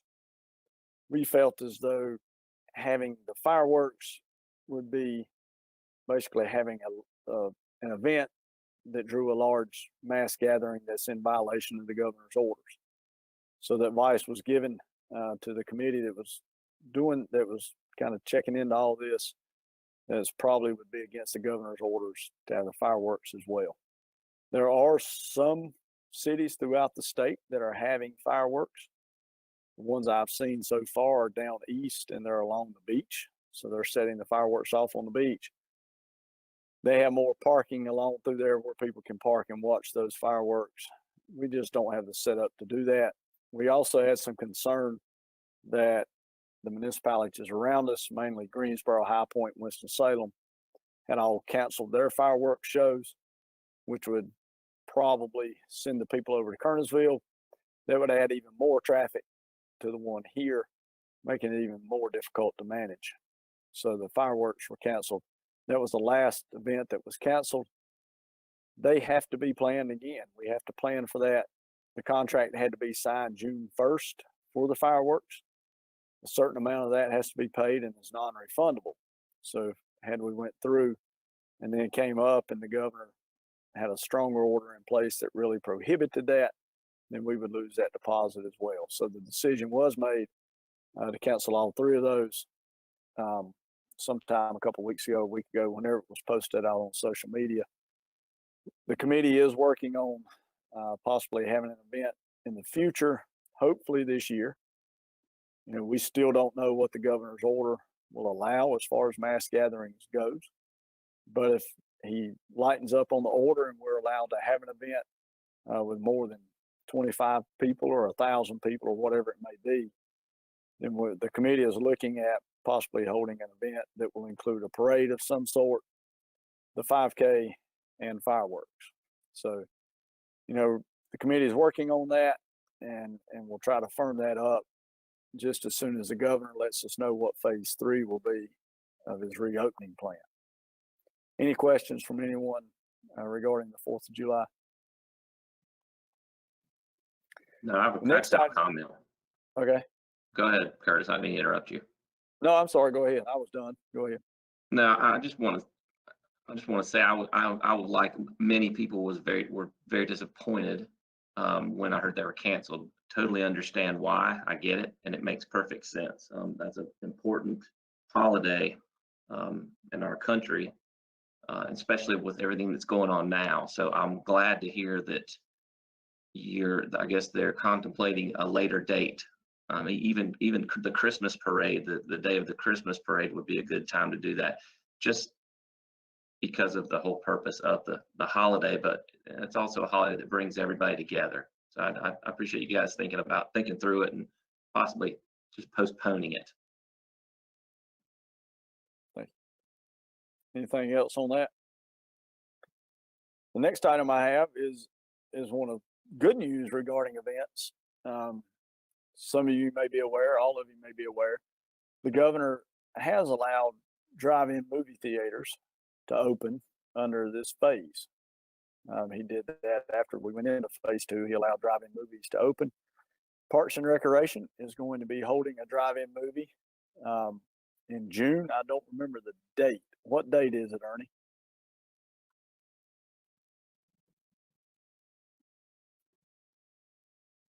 Ernie's on the call, but maybe he didn't hear me. Ernie, are you on the call? He's also muted. I think you're muted, Ernie. Can you hear me now? Yeah, we can hear you. All right. I believe we're looking at June 15th, or I believe it's in the middle of June. I don't remember the exact date right now, but I believe it's June 15th. Okay. But I can send an email out tomorrow with the exact date. Yeah, he'll send the email out. So they are having a drive-in movie down at Ivy Redmond Park. They have been planning that. They're working in conjunction with the police department, going through the restrictions and guidelines, following those guidelines so that we can restrict the number of people in the gathering, have them socially distanced. They will remain in their car. They will not be allowed to get out. If they're going to get out on the back of a truck, they can park at the back of the lot and so forth. So we do have some good news, some events coming along that we will be doing through Parks and Rec. The first of those being the drive-in movie, but I will follow that up with some bad news. I should have just put all the bad news together. The Honeybee Festival, as you can guess, has been canceled as well. It is in August, and they were in the throes of planning that with vendors, and again, it's the uncertainty of what the governor's orders will bring. So the Honeybee Festival has been canceled. If the Spring Folly goes forward, we will maybe combine some of the Honeybee Festival with the Spring Folly. But I will update you real quickly on a few things Parks and Rec is doing. We're starting to see some opening up and some events taking place. Have an adult softball league that will begin June the 15th. They will also start hosting some travel baseball tournaments on some of the fields down at Ivy. Soccer and lacrosse have been cleared to practice on their fields. They will not be doing any summer camps this year, but they are in discussions about a potential partnership to maybe do some of those. They're doing some person-to-person programming, targeting self-defense classes, Zumba, oil painting, things like that. And they've also been doing some virtual programming in Parks and Recreation, and they're looking at ways of doing some mobile programming. So, with the restrictions changing a little bit, Parks and Rec is able to do some other things that they've not been able to do in the past. So we're moving on with Parks and Rec. Town Hall, as I told you at the last meeting, we have not reopened Town Hall to the public yet. We are looking at possibly doing that in the next couple of weeks. We do have some of our staff that have came back to the office that were working remotely. We are bringing them back in, alternating out staff in different facilities. Some of them are still at home, some of them coming into the office, and we'll rotate those folks out. So we're moving along with the different phases of reopening and following the restrictions and guidelines. You'll see some few changes here at Town Hall. We now have the sanitation stations set up. We also have some automated temperature checks that you will go through when you come into Town Hall that we'll put in place for all visitors once we open back up, and also all employees. So moving along in that regards as well. Anybody have any questions relating to Parks and Rec events or anything reopening here at Town Hall? Next item I have is an update on Parks and Recreation. Also, Ernie and I have been meeting with the architect for the new Community Rec Center. They have that design. They've got it broken down in phases, what each phase costs. So if we want to move forward with grading or planning or something like that, we know the cost of that. So we're going to monitor that and see what money becomes available for the initial phase of that, maybe planning it, have it shovel ready if they offer some shovel ready projects in the future. So we may be bringing that to you in the next couple months as an ask to maybe go ahead and plan, start getting some architect renderings and so forth. And so we will be ready. Of course, depends on the funding that's available, and we'll bring that as well when we bring that to you. The last thing I have, we had a request by a local business, Kernersville Brewing Company. The breweries and the wineries are allowed to reopen now in phase 2. And the General Assembly passed House Bill 536 that allows for outdoor dining and parking spaces, basically is what it does. Kernersville Brewing has requested that they be allowed to have tables outdoors behind their building. The town owns the easement basically right outside their back door. They would like to have those tables for people to sit and enjoy a glass of beer or wine or whatever. Our current ordinance prohibits alcohol on town property, but I spoke to Mr. Wolf today, and he and I feel that it would be okay to give them a temporary approval to do that, since the governor has allowed temporary dining outside in parking spaces. We could certainly allow them, we feel, a temporary permit to have alcohol on town premises, but just do it at those town premises. We wouldn't want to allow it on all town premises, but that easement that backs right up to their door, I think they're looking at maybe 3 tables with 10 people. So talk to Chief Summers, he's okay with it. I'm fine with it. During COVID. During COVID. During yes. COVID. Yes. Yep. And we would recommend probably allowing it to be in effect until maybe the end of July, or whenever the governor stops the temporary outdoor dining, whichever one comes first. If the end of July gets here first and that is still something in place at the state level, then we could simply bring it back to the board and get y'all to extend that permission. Be glad to answer any questions on that as well. How big is that easement? Like 5 feet off the building? It's about 5 feet off the building. I think the easement is 10 feet wide, maybe 15 feet wide. I mean, it's a small easement, and we're trying to work out swapping some easements. There's 2 easements there. We're trying to work out getting another easement, maybe giving them that easement right there at their building so that they could be outside and would not be on town property. Why was there some reason that we couldn't go to the front on the sidewalk? What's the difference between the back and the front?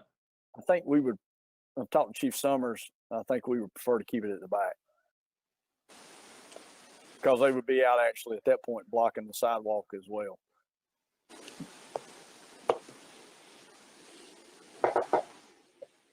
And there's a half round that's in front of the sidewalk that was just put in. Correct. What about setting up a table or 2 in that half round so we're not in the way of the sidewalk? What about the pedestrian crossing part there? Yes, I think it's actually to the right of the pedestrian crossing, isn't it? Yes. And we could do that if the board wants to give permission for them, you know, to go in the back and also the front. We could have staff work with them on the front, maybe, and get a table or 2 out front. I mean, that's fine too. They could probably get 1, maybe 2 out front, and I think he said 3 in the back, but I'm not sure. He can't get many and still do the 6-foot social distancing. No, but I mean, my way I see it is these businesses have been closed for so long already, and they're minimally open now. So it'd be nice to see them. If this is going to be a temporary until a later discussion, it'd be nice to see that we could help them out, whatever businesses it is, downtown or in Kernersville, that we could get them more table space to be able to bring more people in to make more money. Yeah, I'm fine with that. If the board would like to make a motion to do that, and we will work with them on doing it in the front and the back. We may have an ordinance against that, Alderman Thompson. We'll have to look into that. Okay, so you think there's an ordinance that would be against opening in the back, in the front, but not the back? Yes. Okay. Can we look into that? I'll have to look into that. Mr. I'll Wolf, look into that. would you be able to give us advice on this on Thursday when we reconvene on the other matters? Yes, ma'am. Alderman Thompson, would that be a good time to pick this discussion back up? That would be fine. Thank you. And I appreciate you bringing this up, John and Curtis. We'll look into it for Thursday. And please also consult with KBC as to how this would work for them and what would help with their operations. Certainly. Okay. And Curtis, I just have one thing to add. When I spoke with KBC, they're talking about roping off a 10-foot area in the back. Okay. So you may want to mention that because they want to keep it protected where cars come into the parking lot to the utility company in the back. So that way it would just be the width of the building. So Okay. that may help. Thank you. All right. And I think it's real important. I'm going to add my 2 cents that get this done for them and any small business. So thank you. Thank you, Mr. Wolf. Thank you for that information. And that's all I have, Madam Mayor. Thank you. Mr. Wolf, do you have anything to present this evening? Not other than the request for a closed session, Madam Mayor. Okay. All right. So are there further matters to be presented by the members of the Board of Aldermen? I'll start with Mayor Pro Tem Fulton. I just have 2 quick things before we go into closed session, and that is, Mayor, I wanted to let you and other board members know that I'll be picking up the signs for the graduates. I've been working with Ernie and Curtis on this, and so I'll pick those up tomorrow, and we'll get those put out around Kernersville. So I'm very excited about that, as well as at the Folly on their marquee. So just be on the lookout for those. We'll get those up this week. Thank you. Okay, thank you. Appreciate your work on this. So thank you. Alderman Cruz. I don't have anything else. I'd just like to thank our chief for helping to keep Kernersville safe, and I hope we don't have to resort to any rubber bullets. If pulling a gun's necessary, I think we need live. Thank you and have a good one. Alderman Thompson. No, thank you. Alderman Penix. No, ma'am. Alderman Boyer.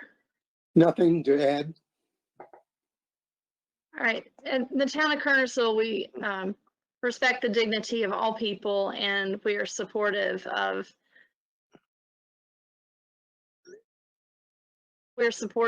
everyone being treated fairly. We have a number of personnel policies in place and policies in our departments and our operations to ensure fair, equitable treatment for everybody. Mr. Wolf, do you have anything to add to that? I'm not sure what you would be expecting from me, Mayor. I could talk for a couple hours, but I won't. Okay, thank you. And I do have to admire Mr. Wolf's purple mask from Novant Health. It's a good reminder to all of us to wear a mask. I'm not wearing one because I'm more than 6 feet away from other people right now, but I have my mask with me, wore it into town hall tonight. It's really important to slow the spread of transmission. If 2 people in a conversation are both wearing a mask, it really helps prevent transmission of COVID-19 according to our medical providers in our community. And so they're encouraging to people to remember to take a face mask with you when you go out places and to wear them. So appreciate the support of the community in feeling comfortable going out wearing a mask. It's not something we're used to, but it is proven to be effective, especially with this illness.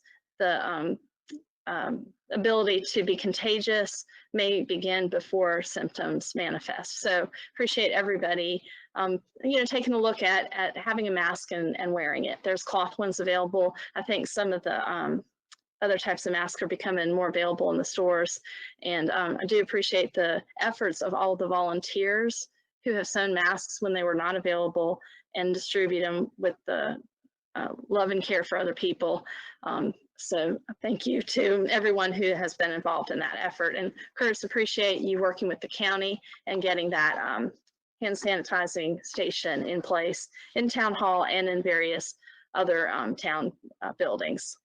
So we have, are there any other comments anyone would like to make before we move on to the closed session?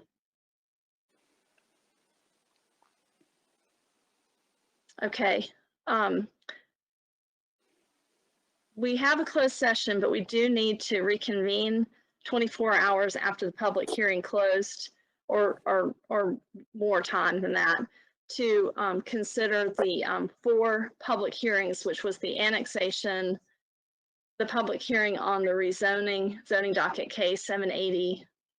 The annexation, to back up for a moment, was at 1137 Glenview Drive, and then the public hearing on the budget. So we did have the public hearings. We opened and closed the public hearings, heard comments in the courtroom, via the phone, or by email, or offered that opportunity. This is a remote meeting, and so in a situation where there's a state of emergency that's been called by the state government, we can have a public hearing, but we do allow, under the state guidance, 24 hours for comments. So any comments that you'd like to make, if you haven't made them, please send to Keith Hooker, who's our town clerk.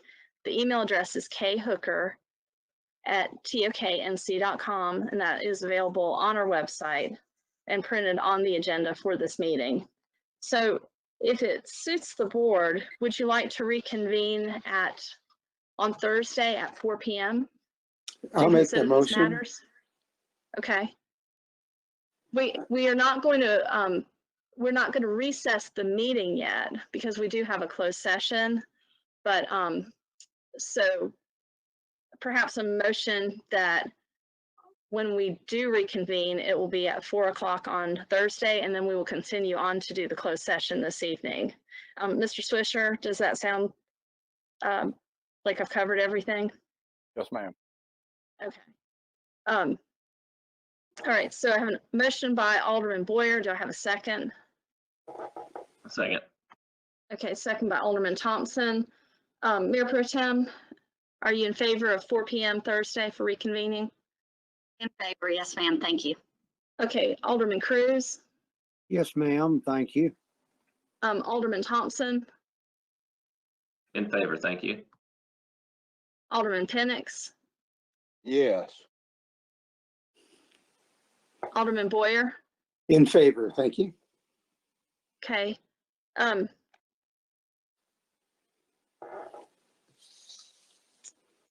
right, do I have a motion then to, so we will, at the end of the meeting, after the closed session,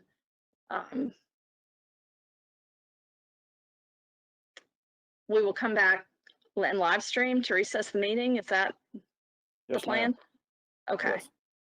All right, and so, Yes, but Madam Mayor, if I may interject, after the board returns to open session, then y'all, if there's no further business, you would simply declare the meeting to be in recess until 4 p.m. Thursday at this same location, physical presence and online.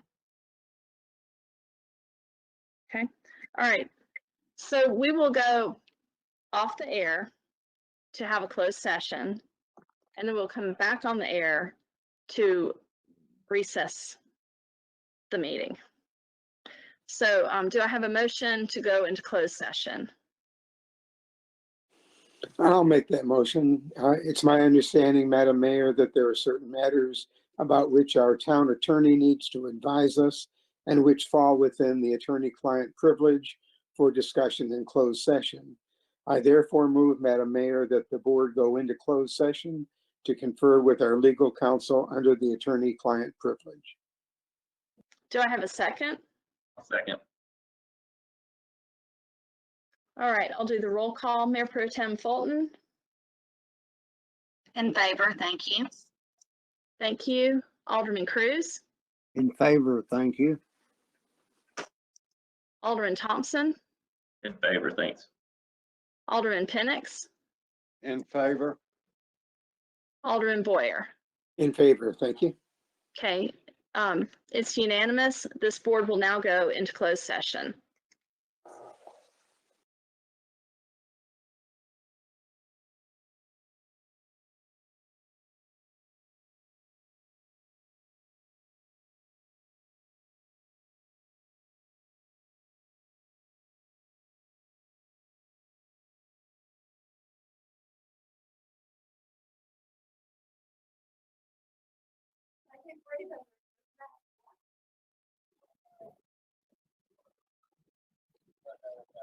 This conference will now be recorded.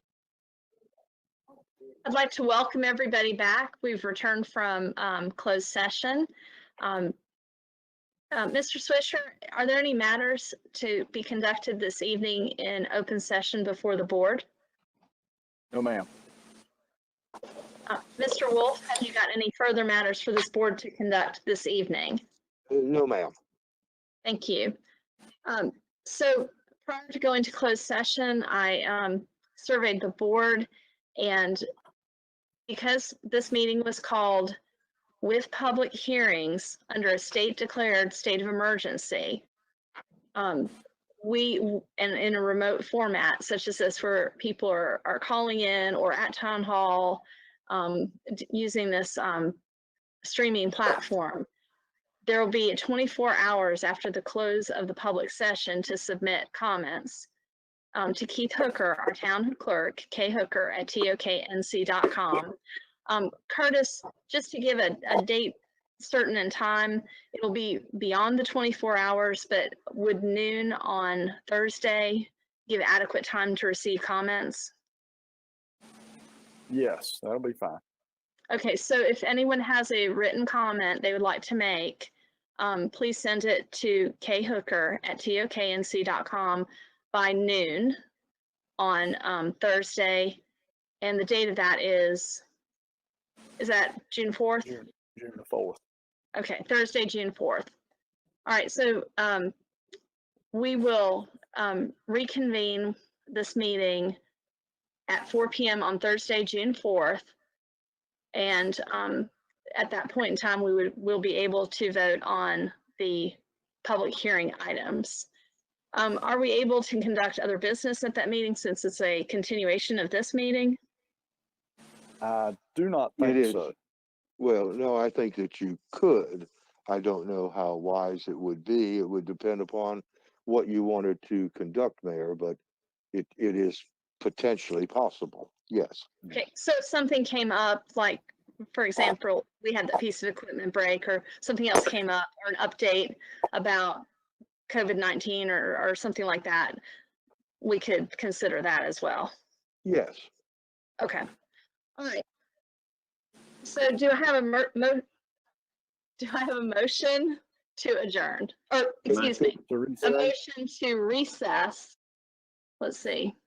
Do I have a motion to recess the meeting until 4 p.m. on Thursday, June 4th? So moved. Could I point of order just for everybody before you scatter? The ISS, International Space Station, will go over at 10:40. So you know that it'll be in the somewhat northern skies, and it will be fairly low, probably at about 20 degrees, but it might be interesting to see. Thank you very much. Thank you, John. Right. For a point of clarification on the resumption of the meeting, if the motion could indicate that the meeting will be resumed at 4 p.m. on June 4th in the council chambers and on the town's YouTube channel. Okay, Chris, is that your motion? And I prefer the wording that it be continued, not recessed, continued until Thursday.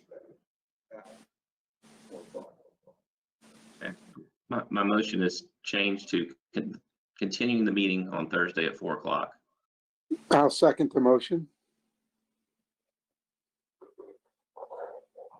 Okay, I have a motion and I have a second. I'll do the roll call.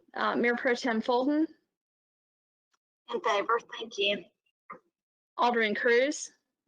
In favor, thank you. Thank you, Alderman Thompson, In favor, thanks.